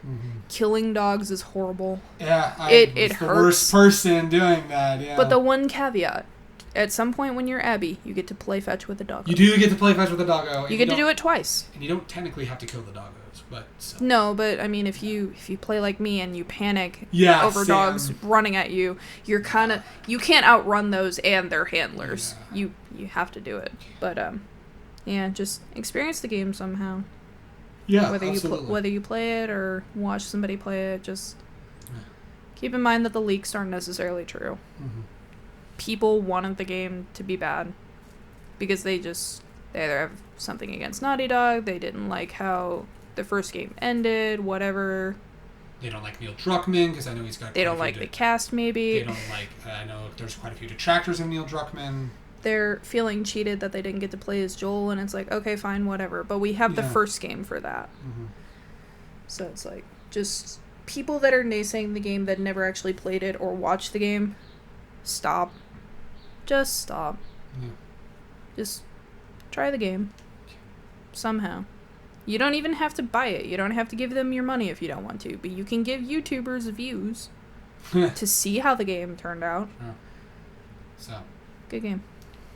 Yeah, I would say experience it in some way, shape, or form. And I think that's where we should end it. I'm going to probably hard cut to the outro that we originally recorded right here. Thanks for kind of I know there's like a shift in quality for a moment, but like I said, I realized she didn't get to really fully go into the ending when we initially were wrapping this up. So, yeah, we're going to cut back right now to the actual outro. Thank you guys so much for watching this, 2.5 hours. I was talking about The Last of Us 2. I'm going to have timestamps in the description so you know when we talk about which different things. But thank you guys so much for listening, watching. If you played the game and you loved it, or you didn't love it, even if you hated it, let us know down below. Let us know what you think. Like we said at the beginning of this, we are going to be policing comments that are doing unnecessary hate that's not related to the game proper. But if you didn't like the game and you want to discuss why you didn't, go ahead, throw it down in the comments down below. I'm Greg. That's Mira. We're 1/3 of Hardest Reset because we got 4 other people. But hope you guys enjoyed listening to this really long spoiler cast. We decided to do this differently because there was so much to cover with Last of Us. Usually we do these at the end of podcasts. It's a good thing we didn't do this at the end of a podcast. But thank you guys so much for listening. If you want more of this style of spoiler cast, do let us know down below. We love you guys. Take care of yourselves. And no video next Saturday because it's 4th of July weekend. We're going to be away. But we will be back in a couple weeks we'll be back on Monday, that following Monday, after 4th of July weekend for a new episode of the HR Office. And we'll have a new video that following Saturday. So until then, love you all. Go ahead, take care. And yeah, play the game.